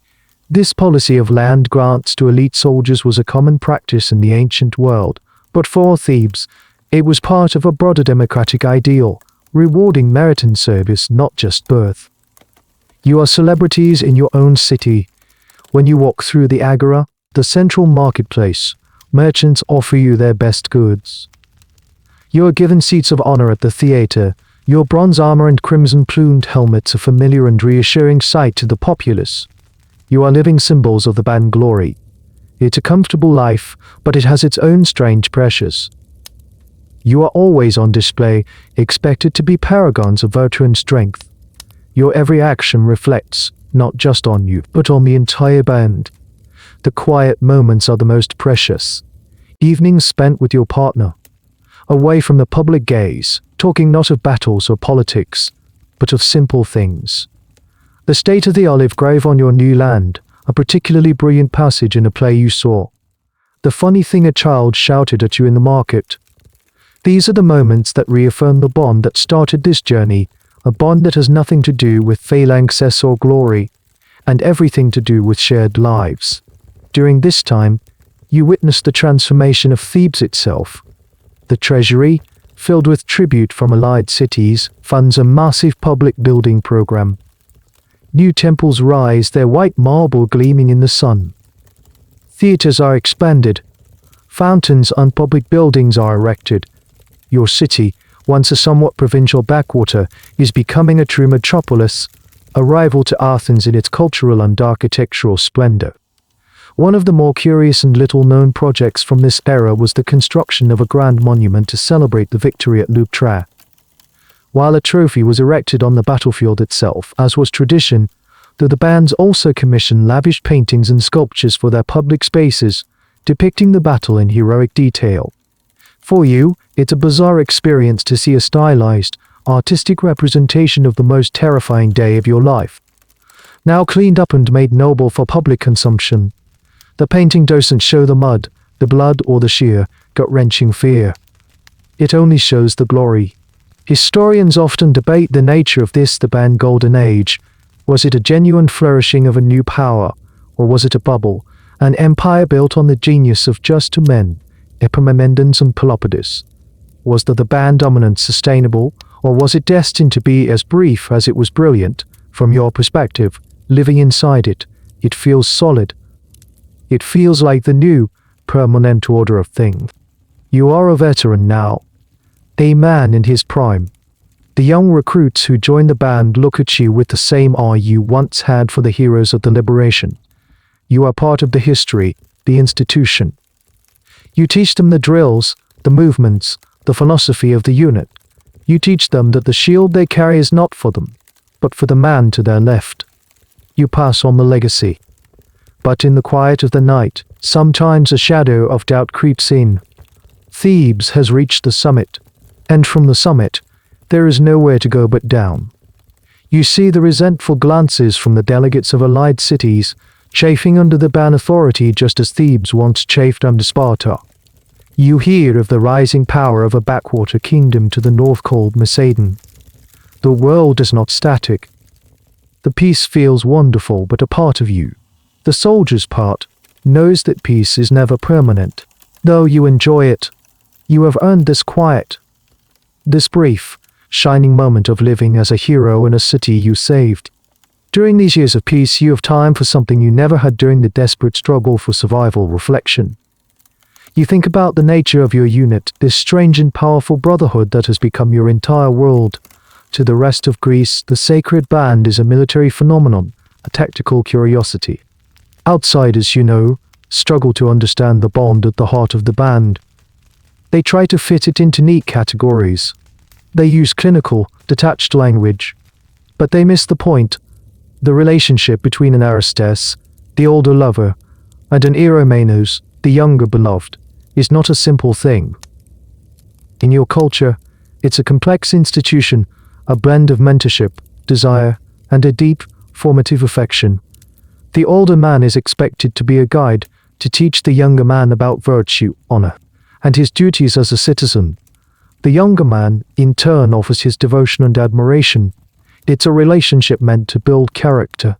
Georgidas' genius was to take this private, social institution and place it at the center of a military one. He recognized that the love and loyalty inherent in the bond were stronger motivators than pay or discipline. The desire to appear brave and honorable in the eyes of the one you admire is a force of nature. You see it every day in the barracks. You see the pride an older member takes in the progress of his younger partner. You see the fierce determination of a younger soldier not to let his mentor down. It's a system of mutual accountability, built on a foundation of genuine care. When you stand in the shield wall, the abstract concept of dying for your city is secondary. The primary, overwhelming instinct is to protect the man whose warmth you felt beside you just last night. Of course, the reality is more complex than the idealized version. Not every pair is a perfect philosophical union. Some bonds are more passionate, others more like a deep and abiding friendship. Some are tempestuous, some are quiet and steady. Like any human relationship, they are varied and unique. The crucial thing the band provides is the structure, the shared context that gives these individual bonds a collective purpose. One of the details that later historians, especially in more socially conservative eras, would struggle with or deliberately ignore is the public nature of these bonds within the Theban army. There was no pretense, no hiding. Your status as a pair was your official designation. This acceptance was not necessarily universal across all of Greece, making the Theban model particularly radical. The debate on the precise social acceptance and nature of these relationships in the ancient world is vast and ongoing, colored by the biases of each generation of scholars. But for you, it is not a debate. It is the simple, unremarkable truth of your life. You reflect on how different your life is from that of a Spartan soldier. The Spartans achieve their legendary cohesion through brutal, state-sponsored training that begins in childhood. They systematically strip away individuality, family ties, and personal affection, replacing it all with a monolithic loyalty to the state. They are taught to suppress their emotions. You, on the other hand, are taught to harness them. The Theban system takes the most powerful human emotion and makes it the engine of its most elite military unit. Sparta builds its army on the denial of love. You build yours upon its foundation. It is a profound philosophical difference, played out in bronze on the battlefield. There's a subtle, often overlooked aspect to your life in the band. You are supported by the state. You are given your arms, your food, your lodging, and a salary.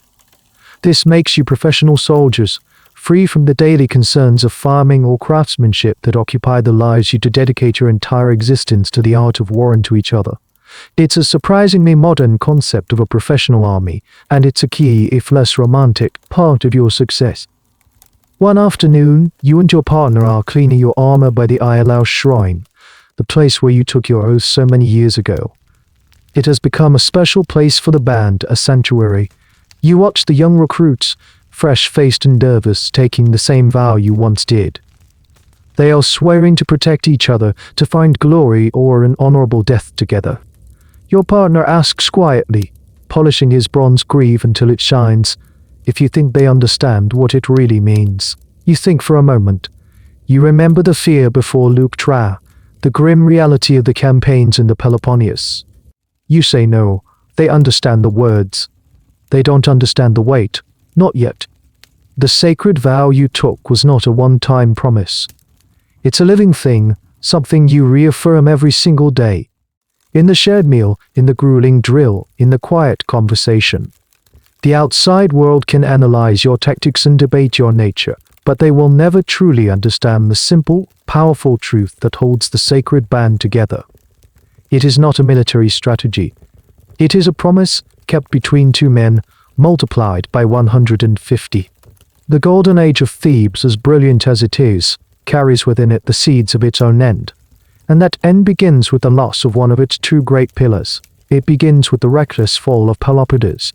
While Epaminondas is the master strategist, the grand architect of the band foreign policy, Pelopidas remains its heart. He is the quintessential man of action, always more comfortable on the battlefield than in a council chamber. His boundless energy, which was such an asset in the fight for freedom, becomes a liability in the complex, treacherous world of imperial politics. He is a man who solves problems with a charge, not with a treaty. A new trouble spot has emerged in the north, in the region of Thessaly. The cities there are being terrorized by a ruthless tyrant named Alexander of Pherae. He is a cruel and unpredictable man, known for his savagery. The Thessalians, unable to deal with him themselves, appeal to Thebes for help. It is a classic imperial problem, a fire on the periphery that the dominant power is expected to put out. Pelopidas naturally volunteers to lead the expedition. He marches north, not with a full army, but with a smaller force. He is confident, perhaps overconfident, in his own abilities and the Theban reputation. His initial campaign is successful. He outmaneuvers the tyrant and forces him into a truce. But the situation is unstable. On a subsequent diplomatic mission, trusting in the sanctity of his role as an ambassador, Pelopidas and his second-in-command are treacherously seized and thrown into the tyrant's dungeon. The news of his capture sends a shockwave of fury and disbelief through Thebes. The Sacred Band, his personal unit, takes it as a profound, intimate insult. The man who led you at Leuctra and Leuctra, the man who knew your names and shared your rations, is in chains. Epaminondas is forced to lead a full-scale army north to rescue him. You are part of that rescue mission. The march is grim and determined. When you arrive, you find the tyrant's army, emboldened by their capture of Pelopidas, is a formidable force. A tense battle that one of the more curious and debated events of Epaminondas' career occurs. He is, for reasons that remain unclear to historians, serving not as a general, but as a common hoplite in the ranks. Some say he had been stripped of his command due to political rivalries back home. Others argue he did it voluntarily to avoid overshadowing the new commanders. Whatever the reason, the Theban army, deprived of his genius, falters and is forced into a difficult retreat. It is only when the common soldiers demand that Epaminondas be reinstated that he takes command and masterfully extricates the army from a disastrous situation. Ultimately, Pelopidas is freed, more through negotiation and the sheer threat of the Theban army than through a decisive victory. He returns to Thebes a hero, but he is a changed man. He is consumed by a burning, personal hatred for Alexander of Pherae. He is obsessed with revenge. Not long after, another appeal for help comes from Thessaly. Pelopidas insists on leading the force himself. This time there are ill omens. The sky darkens with a solar eclipse on the day he is to march out. His friends and the city's priests beg him to wait, to take it as a sign from the gods. But Pelopidas, driven by his personal vendetta, refuses. He will not be deterred. He will not be deterred. He marches north, not with the full Theban army, but with a force of mercenaries and loyal volunteers. The battle takes place on a range of hills called Sinos Cephale, or the Dog's Heads. Pelopidas, despite being outnumbered, fights with his customary brilliance and ferocity. His forces are on the verge of victory. But then in the heat of the battle he sees him. Across the field he spots the tyrant, Alexander, rallying his men. And in that moment Pelopidas, the great commander, the leader of the Sacred Band, ceases to be a general. He becomes a man possessed. Blinded by rage, he forgets his duty to his army, to his city. He breaks from his own lines, grabbing a shield and spear from a nearby soldier, and charges, virtually alone, roaring the tyrant's name, straight for the enemy's personal guard. You are not there. The Sacred Band was not with him on this final fatal campaign. You hear the story later, from the shell-shock survivors who bring his body home. They describe how he plunged into the enemy ranks, a man running to meet his own death. He fought with superhuman fury, cutting down several of the tyrant's guards. But he was one man against many. He was overwhelmed, pierced by a storm of javelins, and fell far from his own men. His army, seeing their leader fall, was first stunned, and then filled with a vengeful fury. They rallied and crushed the tyrant's forces, winning the battle their commander had thrown away his life for. But it was a hollow victory. The news of his death devastates Thebes. You and the other members of the band mourn him not just as a general, but as a father, a brother. The heart of Thebes has been torn out. The fiery, charismatic soul of your city's greatness is gone. Now, only Epaminondas remains. The mind of the empire is still there, but the partnership is broken. A cold shadow has fallen over the Golden Age, a reminder that even the greatest of men can be brought down by their own human flaws. The death of Pelopidas leaves a gaping hole in the heart of Thebes, and a heavy burden on the shoulders of one man, Epaminondas. The brilliant partnership that had propelled your city to greatness is gone. Now the cool, calculating mind of the band state must operate without its passionate, charismatic heart. The pressure on Epaminondas is immense. He is not just a general anymore. He is the sole guarantor of the band hegemony. The political situation in Greece, always a tangled web, has become even more complex. Old alliances are fraying. The coalition that Epaminondas built to contain Sparta is beginning to crumble, as cities like Athens and Mantinea grow wary of the band power. They begin to see you not as liberators, but as the new bullies on the block. A grand anti-the-ban alliance begins to form, uniting your oldest rivals and your newest, disillusioned friends. Sparta, sensing a chance to regain its lost honor, eagerly joins them. Once again, Thebes is forced to march. But this time, you are not fighting a single hated enemy. You are fighting half the Greek world.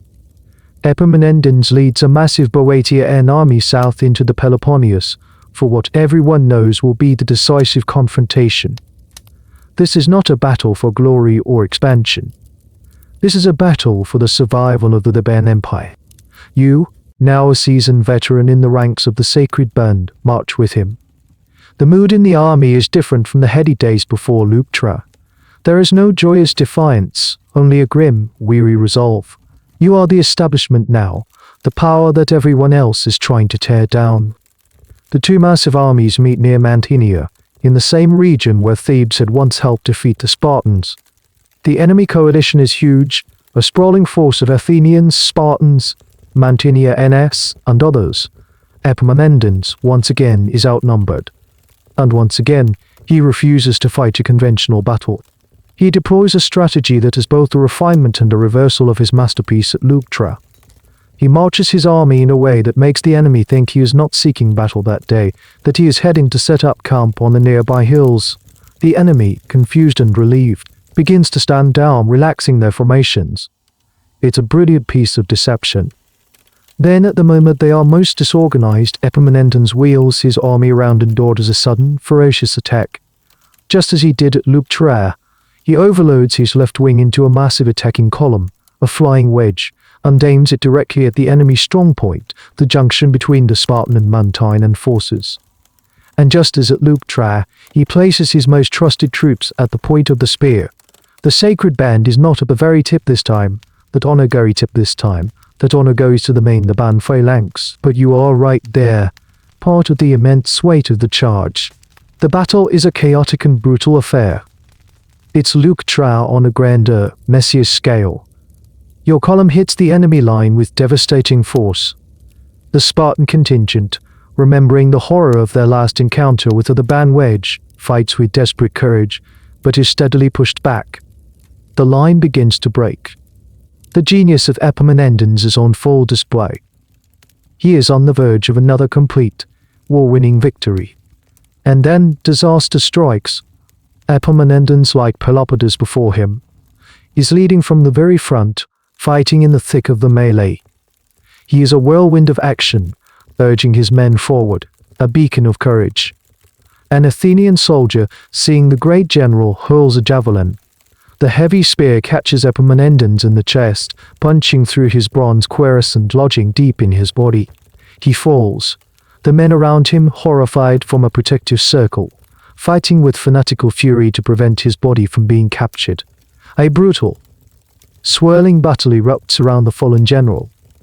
You and the Sacred Band are thrown into this desperate fight, pushing back the enemy who are surging forward, trying to claim the ultimate prize. You succeed. You drive the enemy back and carry your dying commander from the field. The Theban attack, however, loses all its momentum. With the general down, the officers hesitate. The brilliant, complex plan relied on his constant direction. Without him, the army stalls. The Theban cavalry, which should have been exploiting the breach, inexplicably wheels away.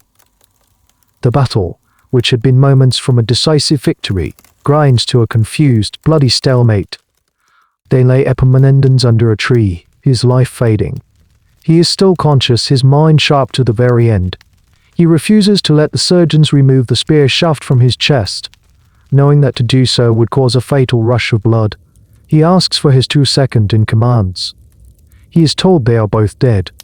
He says then that you must make peace. He asks for his shield to see that it was not lost. They show it to him. He then asks for the result of the battle. His officers tell him that you are victorious, General. A faint smile touches his lips. He says it is a good time to die. Then he gives the order for the spear to be removed. He dies in a matter of moments. The news of his death spreads through the army, turning the taste of victory to ash. You have won the field, but you have lost everything. Both sides are shattered and leaderless. A peace treaty is hastily drawn up, one that recognizes the new reality of a multipolar Greece, where no single city holds dominance. Thebes has technically won its final great battle, but the price was the last of its great men. The mind of the empire is gone. The 2 pillars that held up the Theban hegemony have now both fallen. You march home not as triumphant conquerors but as orphans, a victorious army that has lost its future. The death of Epaminondas at Mantinea is the wound from which Thebes will never recover. You return to a city adrift. Thebes is still strong, your army is still feared, but the genius, the vision, the driving force is gone. The hegemony which had felt so solid and permanent just a few years ago now seems fragile, like a magnificent building whose foundations have been washed away. The years that follow are a slow, grinding decline. Without the unifying intellect of Epaminondas or the charismatic fire of Pelopidas, Theban politics descends into squabbling and indecision. The grand alliance you had built crumbles completely. Cities that once paid you tribute now openly defy you. The empire that Epaminondas had forged with his military brilliance was held together by his diplomatic skill. Without him, it simply dissolves. For you in the Sacred Band, life continues, but the purpose has become muddied. You are still the elite, the best soldiers in Greece. But what are you fighting for now? You are no longer expanding a glorious empire or defending a revolution. You are fighting to hold on, to manage a decline, to plug leaks in a sinking ship. You find yourselves bogged down in a series of petty, inconclusive sacred wars over the control of the oracle at Delphi, fought not for grand ideals but for religious prestige and money. It feels like a pale shadow of your former glory. It is during this period of decay that you first begin to hear the stories. They are just whispers at first, tales told by merchants and mercenaries returning from the north. They speak of the kingdom of Macedon.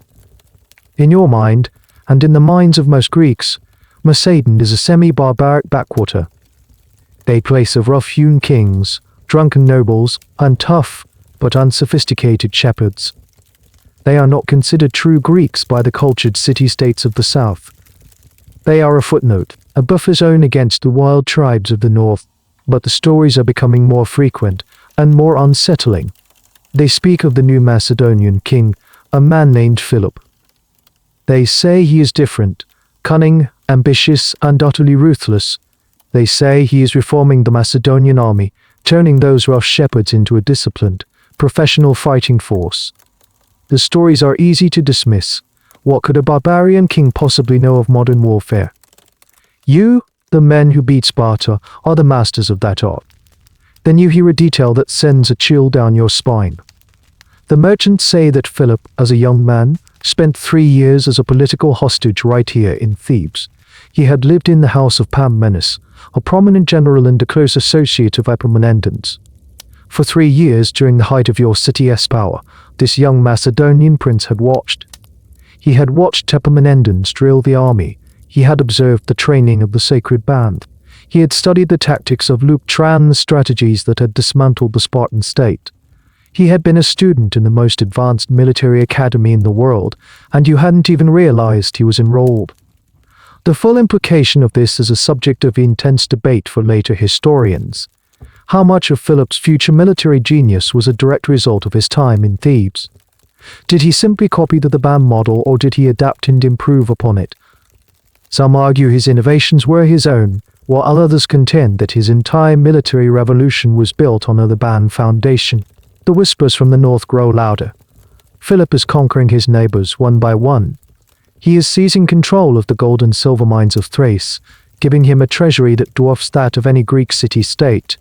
He is using that wealth to equip his new army and his brilliant diplomacy to divide and conquer the Greek cities. You see the results firsthand. In the ongoing sacred wars, you find yourself fighting alongside Macedonian troops, who are ostensibly your allies. You get a close look at their new army. It is terrifying. They are armed with a new weapon, the sarissa, a monstrously long pike, nearly 18 feet in length. It's so long they have to hold it with two hands. This means they can't carry the large, heavy aspis shield of a Greek hoplite. Instead, they have a smaller shield strapped to their forearm. You and your comrades scoff at first. To give up the big shield seems like madness. It goes against 1,000 years of Greek military tradition. But then you see them drill. A Macedonian phalanx is not a wall of shields. It is a hedgehog of spear points. The first 5 ranks can all level their pikes at the enemy, creating a dense forest of sharp steel that is impossible to approach. Your own 8-foot spear, the weapon that defeated Sparta, cannot even reach them. Your way of war might be obsolete. A shadow is growing in the north, a shadow that you, in your golden age, had inadvertently helped to create. A king who learned your lessons, funded by a wealth you could no longer match, armed with a weapon you could not counter. You are an aging champion, your best days behind you, and a young, hungry, and brilliant challenger is rising, and he is coming for you. The shadow in the north is no longer a whisper, it is a storm front, dark and menacing, rolling down the Greek peninsula. King Philip of Macedon, the man you once dismissed as a barbarian upstart, has become the undisputed master of northern Greece. His ambition, it is now terrifyingly clear, does not stop there. He seeks to dominate all of Greece, to unite it under his will, and to become its hegemon. His methods are a terrifying combination of force and guile. He uses his vast wealth to bribe politicians in every city, including your own. He uses his new, unstoppable army to crush any who openly oppose him. And he uses his brilliant, cynical diplomacy to play the Greek city-states against one another, ensuring they are divided to form a united front. The man who truly understands the danger is the Athenian orator, Demosthenes. His speeches, the Philippics, echo across Greece, a series of desperate, thundering warnings against the Macedonian threat. He calls Philip a tyrant, a monster, a plague. He begs the cities of Greece, especially Athens and Thebes, to put aside their old rivalries and unite against this common enemy before it is too late. In Thebes, his words are met with a conflicted response. There is still a deep-seated resentment toward Athens, your old rival. Many of your politicians are secretly on Philip's payroll, arguing that an alliance with Macedon is the smart play, a way to regain some of your city's lost influence. But you, the soldiers, you have seen the Macedonian phalanx. You know the threat is real. The final catalyst comes when Philip seizes the city of Elate, a strategic point that controls the main road into central Greece. The news of its fall strikes Athens with sheer panic. Demosthenes gives his most powerful speech, urging an immediate alliance with Thebes, their last best hope of stopping the invasion. He himself leads the embassy to your city. You witness his arrival. The great Athenian orator, your city's most vocal critic for a generation, stands before the Thebanos Embly and pleads for an alliance. It's a moment of incredible historical weight. He argues that the freedom of all Greeks is at stake. He offers generous terms. Athens will pay for the navy, command at sea will be shared, and command on land, the position of honor, will belong to Thebes. It is an acknowledgement of your army's enduring reputation. The pro-Macedonian faction in Thebes argues against it, but the tide of public opinion, fueled by a deep, residual pride and a fear of Macedonian dominance, turns. Thebes agrees. The alliance is formed. The two greatest city-states of old Greece, ancient rivals, will stand together against the new power from the north. For you in the Sacred Band, this means one more march. You are no longer young. Your hair is flecked with grey.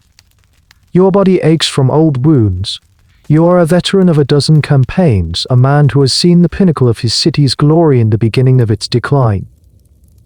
Beside you stands your partner, his face lined with the same years of war and worry. You have been together your entire adult lives, a bond forged in the fires of Leuctra and tested by decades of service.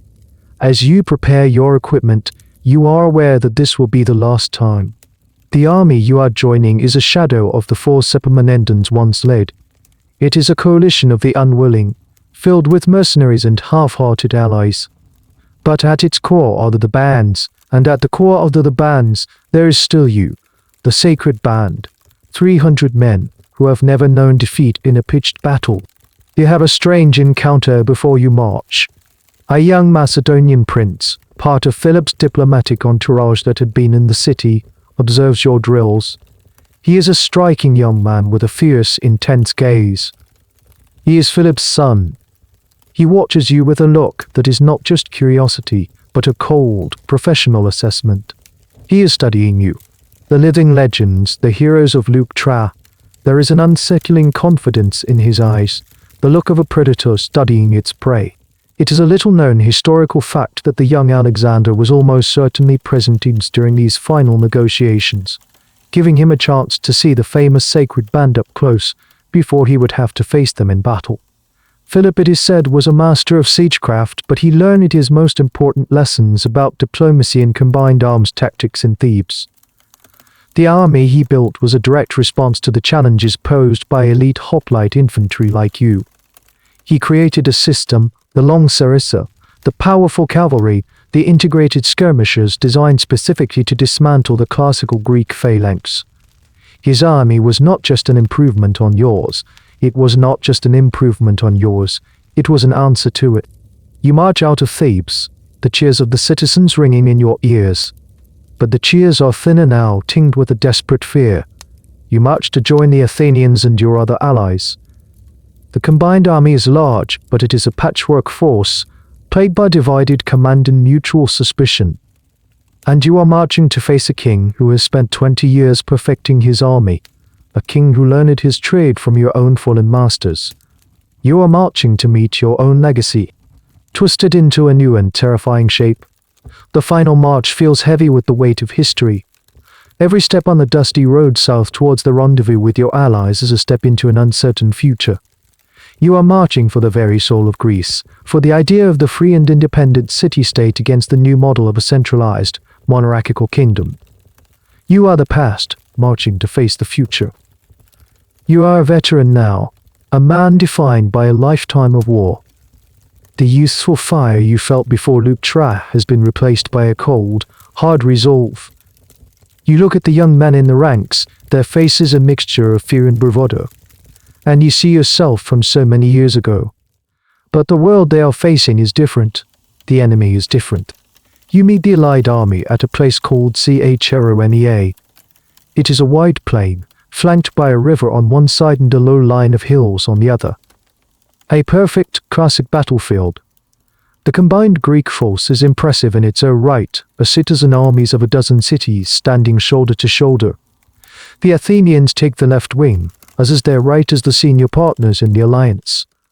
You and the band contingent take the place of honor on the right wing, the traditional post of the army's strongest troops. And at the very edge of that right wing, holding the flank, you stand.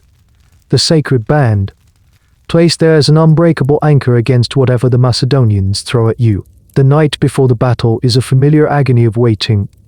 The camp is a cacophony of different dialects, of nervous jokes and whispered prayers. The air is thick with tension. Across the plain, the Macedonian camp is eerily quiet, the disciplined silence of a professional army that has absolute faith in its commander. You sit with your partner, sharing a small skin of wine. You don't speak of the coming battle. You speak of your farm, of the olive trees you planted together and whether they will bear fruit this year. You talk about the past, about the faces of friends long dead, men who fell at Tegira, Leuctra, and Mantinia. You are the survivors, the last of a generation. Your entire lives have been a series of these moments, these quiet vigils before the storm. Your partner says, his voice low and steady, that whatever happens tomorrow, you have had a good life. You look at him, at the man who has stood beside you for more than 20 years in training yards and on bloody battlefields. You reply, "The best," and you know it to be true. The love that was once the impetuous fire of youth has deepened into something as strong and solid as the bronze of your shield. It is the bedrock of your existence. As dawn approaches, you get a clearer view of the enemy. Philip's army is a marvel of military engineering. You see the main phalanx, the hedge of 18-foot sarissa looking like a bristling, impenetrable forest. You see the light infantry, the skirmishers, and the archers, and on their flanks, you see their cavalry. Not just a small harassing force like most Greek armies, but thousands of heavily armed horsemen, the companions, a true shot weapon. They are led by the young prince, Alexander. This combined arms approach, the integration of different types of troops into a single, cohesive machine, is Philip's true genius, a lesson he learned from observing Epaminondas's masterful use of all parts of his army. The Greek plan is simple, traditional, and probably doomed. It is a plan born of hoplite arrogance. You will advance, your solid wall of shields and spears, and crash into their line. You will trust in the superior courage and fighting skill of the Greek citizen soldier to overwhelm the Macedonian barbarians. It is the same plan that has been used for centuries. It does not account for the sarissa, it does not account for the companion cavalry. A fascinating, unlikely apocryphal, story is told about Philip on the eve of the battle. He supposedly sent a message to the Greek commanders, mocking their incompetence and predicting his own victory. While probably a later invention, it captures a kernel of truth. Philip knew he was facing an army fighting yesterday's war. The debate among historians is fierce. Did the Greeks lose at Chero because of Philip's technology, or because of their own internal divisions and poor leadership? The answer is almost certainly both. The trumpets sound. The familiar, gut-wrenching call to battle. You stand, your old bones protesting, and take your place in the front rank of the Sacred Band. You hoist the heavy shield onto your arm, its weight a familiar burden. You are on the far right of the entire Allied line, a position of extreme danger and extreme honor. You are the anchor. You must not break. You must not break. You look down the line of your 298 comrades, a line of grim, aging, but unbreakable faces. This is it, for Thebes, for the man standing beside you. The Battle of Chero begins with a slow, deliberate advance. The entire Greek line moves forward as one, a massive wall of men, chanting their paean, the ancient war hymn. It's a sight that has terrified enemies for generations, but the army you are facing does not seem terrified. They hold their ground, a silent, disciplined mass of pikes. The clash, when it comes, is not what you expect. Philip, commanding the Macedonian right wing opposite the Athenians, does something extraordinary.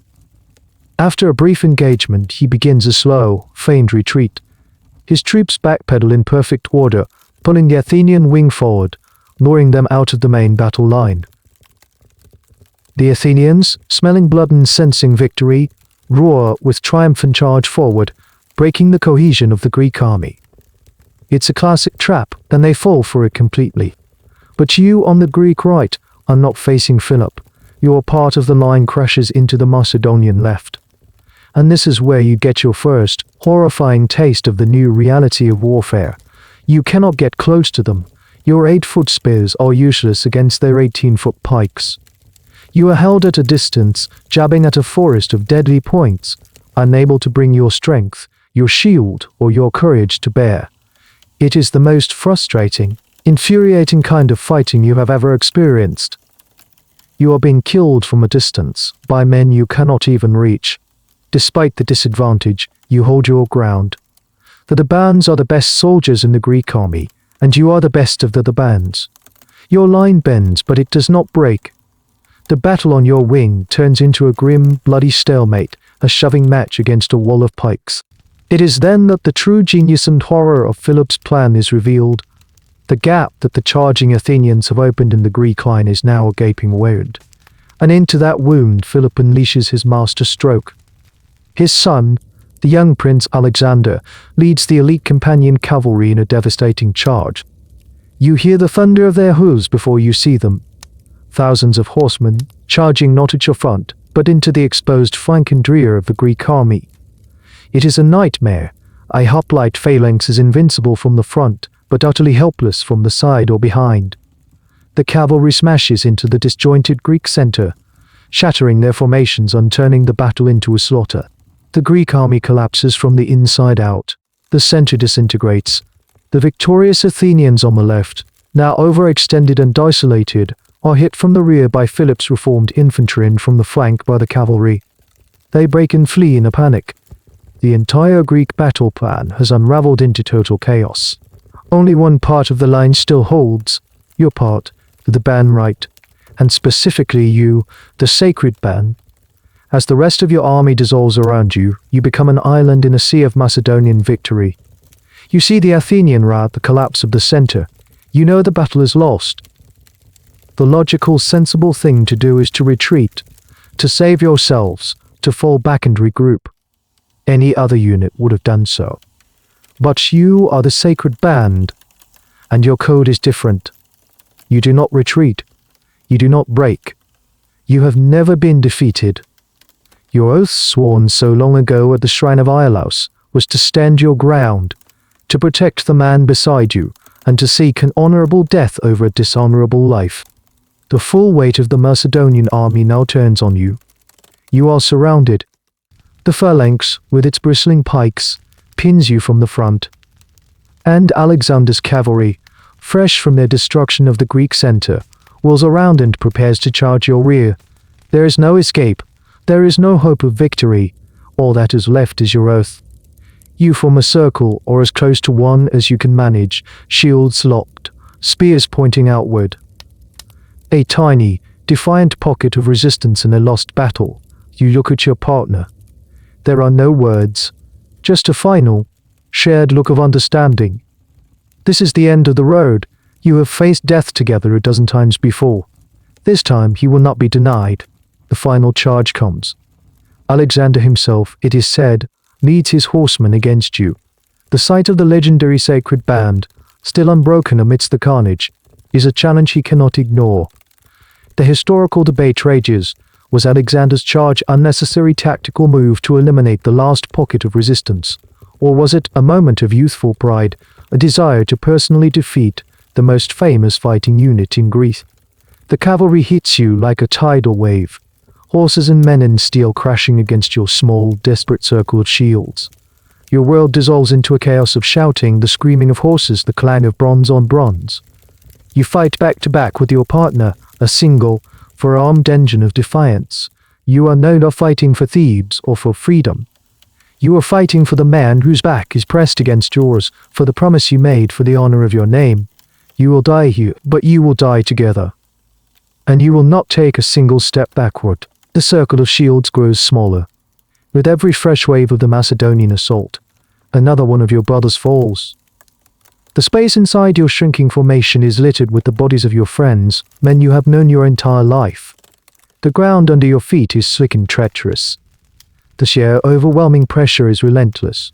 The series of phalanx spins you from the front, a wall of inexorable death, while Alexander's cavalry hammers you from the flanks and rear. You are armed. The one holding the 30-pound shield is a dead weight, screaming with a pain that has gone beyond sharp and become a dull, thunderous ache. Your spear is gone, broken in the chest of a Macedonian horseman. You are fighting now with your Xiphos, the short, leaf-shaped sword that is a hoplite's last resort.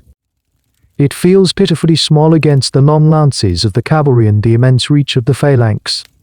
But you do not stop fighting. None of you do. To do so would be to betray everything you are. You see a cavalryman bear down on your partner, his lance lowered for the kill. With a final, desperate surge of strength, you shove your shield into the horse's flank. The animal rears, screaming, throwing its rider. In that same instant, a pike from the phalanx slides past your own shield and finds its mark in your side. There is no sharp pain, just a sudden, shocking force, a deep, sickening pressure. You look down and see the bronze point protruding from your cuirass. A strange walt spreads through your body. Your legs, which have held you firm through a dozen battles, suddenly feel like water. You stumble, falling to one knee. Your partner sees you go down. He turns his face a mask of horror, his own safety forgotten. He stands over you, a lone, defiant figure, his shield held above you, trying to ward off the forest of pikes and the circling horsemen. He screams your name, a sound of pure, primal anguish. This is the tactical genius of the Sacred Band, laid bare in its final, tragic moments. The theory that a man would fight harder to protect his beloved was not just a theory. It was a terrible, beautiful truth. Men all across your small, doomed circle are doing the same, abandoning their own defense to protect a fallen partner, creating momentary gaps in the line that the Macedonians ruthlessly exploit. Your greatest strength has become your final, fatal weakness. The battle is over for you. The sounds of the fight begin to fade, replaced by a dull ringing in your ears. The frantic, chaotic movements around you slow down, becoming a strange, dreamlike ballet of violence. You are on the ground, leaning against the body of a fallen comrade, your partner a guardian angel of bronze and fury above you. You watch as the last of your brothers fall. One by one, they are overwhelmed. There is no rout, no surrender. Not a single man breaks formation and runs. They die where they stand in a tight, small circle, their faces to the enemy. The last man standing is cut down from behind. And then there is silence, a profound, ringing silence, broken only by the panting of exhausted men and the moans of the dying. You lie among the dead and the dying. 254 of your brothers are dead.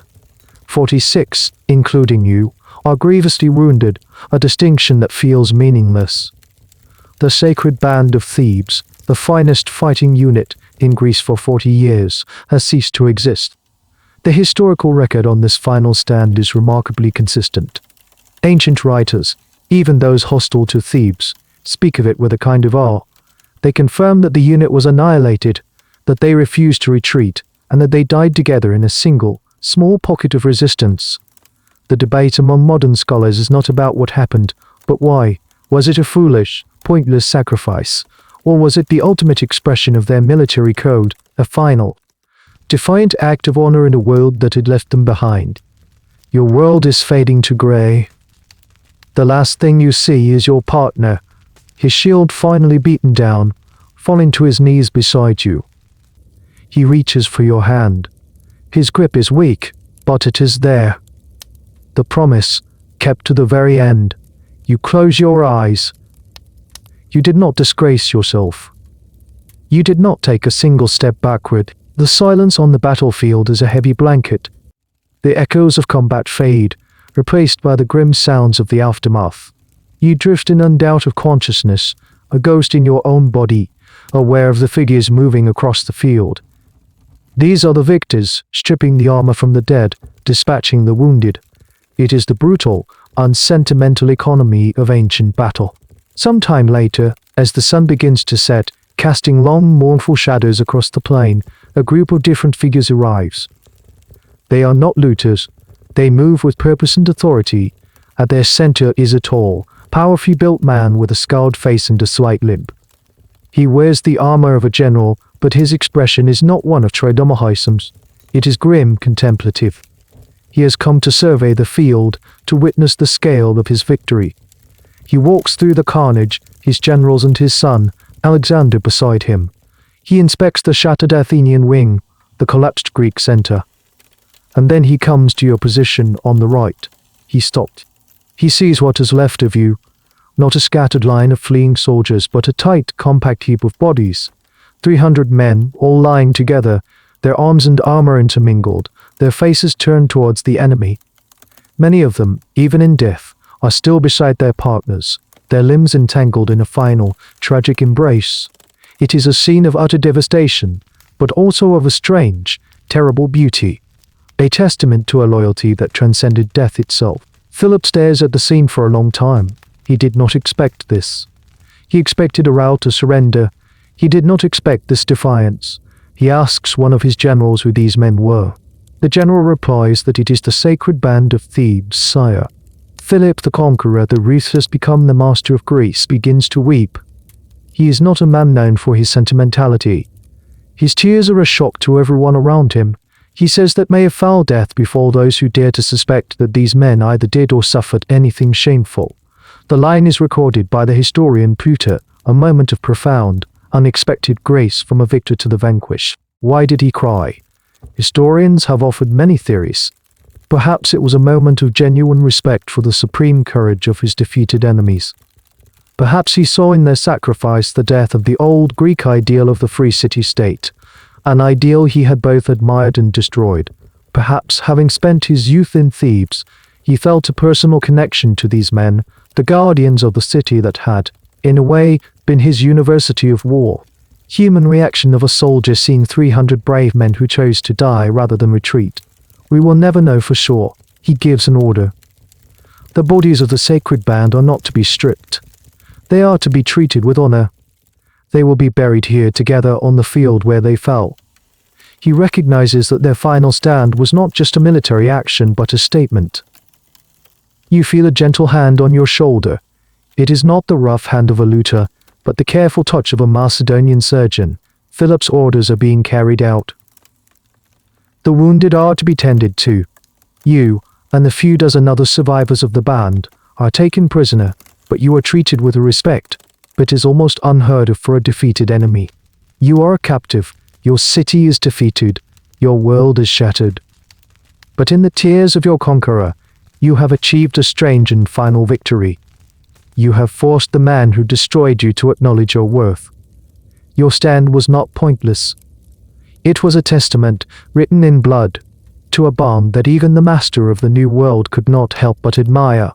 You lost the war, and you lost your future. But you did not, in the end, lose your honor. Your story, the story of your life, ends on the field of Chronea. But the story of your legacy, the one that will echo through time, is just beginning. You and the other wounded survivors are eventually ransomed back to a broken and defeated Thebes. The city is forced into the new League of Corinth, a polite term for Philip's Greek Empire. Thebes is allowed to exist, but its freedom is gone. The age of the city-state is over. A few years later, after Philip's assassination, Thebes makes one last, desperate attempt at rebellion against his son, Alexander. The young king, now Alexander the Great, returns with his army and makes an example of your city. He razes Thebes to the ground, sparing only the temples and the house of the poet Pindar. The city of the dragon's teeth, the city of Epaminondas, the city that ruled Greece. The Sacred Band, had it still existed, could have done nothing to stop it. Your final stand at Chronea was not just the end of a battle, it was the end of an era.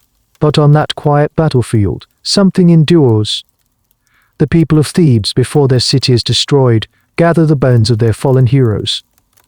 They cremate them with all the honors of war and bury them in a single, monumental tomb, Apollyon, on the very spot where you made your last stand.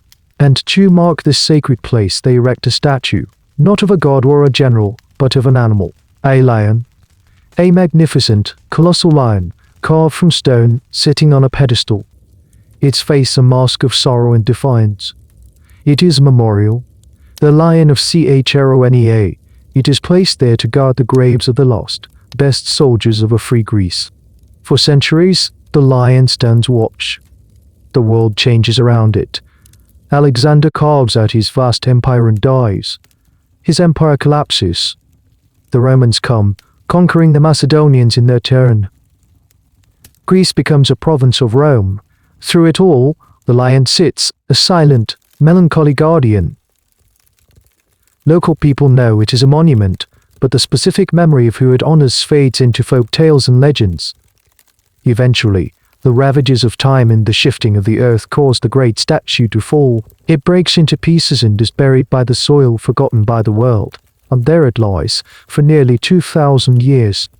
Then, in the 19th century, a group of English and Greek archaeologists are excavating the site of the famous battle.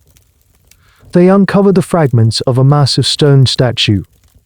They piece it together, and the great, sorrowful lion is reborn into the sunlight. As they continue to dig around its base, they make another discovery. They find a rectangular burial enclosure, and inside it, They find the remains of 254 men, laid out in neat rows. Some of their bones still bear the marks of spear and sword wounds. The archaeologists know what they have found. This is the tomb of the Sacred Band of Thebes. The discovery causes a sensation across the world. The forgotten story of the army of lovers, who stood and died together against the father of Alexander the Great, is rediscovered. The physical evidence confirms the words of the ancient historians. It was all true. The Lion of Chero is restored and erected on its pedestal, where it stands to this day. It is one of the most famous and poignant monuments in all of Greece. It guards your final resting place. Your personal story is lost to time. Your name, the name of your partner, they are gone, whispered away by the wind on that bloody field. But your collected story, the story of the 300, endures. It's a story about courage, about loyalty, and about a radical, brilliant idea that the most powerful force on a battlefield might just be the love that one soldier has for another. You were the living proof of that idea, and your legacy is not written in the annals of victory, but in the unshakable stone of a lion that has guarded your sleep for more than 2 millennia. You did not take a single step backward, and so your watch never truly ended, and so the story gently fades. The clash of bronze and the echoes of history soften, replaced by the deep and profound quiet of the field. The great lion, carved from stone, now keeps the watch. Its silent vigil has lasted for ages, and will last for ages more. You can feel that stillness now, a sense of peace that settles over everything. The struggles are over. The odes have been fulfilled. All that remains is this quiet, honorable rest.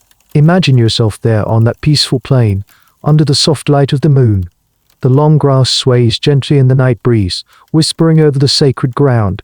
There are no more battles to be fought. No more marches to be made. There is only this profound calm, this sense of a story having found its final rightful place. You can allow the weight of the day, the weight of your own thoughts, to settle just as the dust settled on that ancient field. Let them become part of the earth, part of the quiet history of the world. There is nothing left for you to do now, nothing to hold on to. You can simply drift on this gentle current of silence, feeling the support beneath you, as steady and as timeless as the stone lion itself. Your journey is complete. The story has been told, and now all that is left is the deep, peaceful, and well-deserved sanctuary of sleep. And here, my voice will grow quiet. But if you still need its company, it's ready for you in another video. I wish you a silent, star-filled night.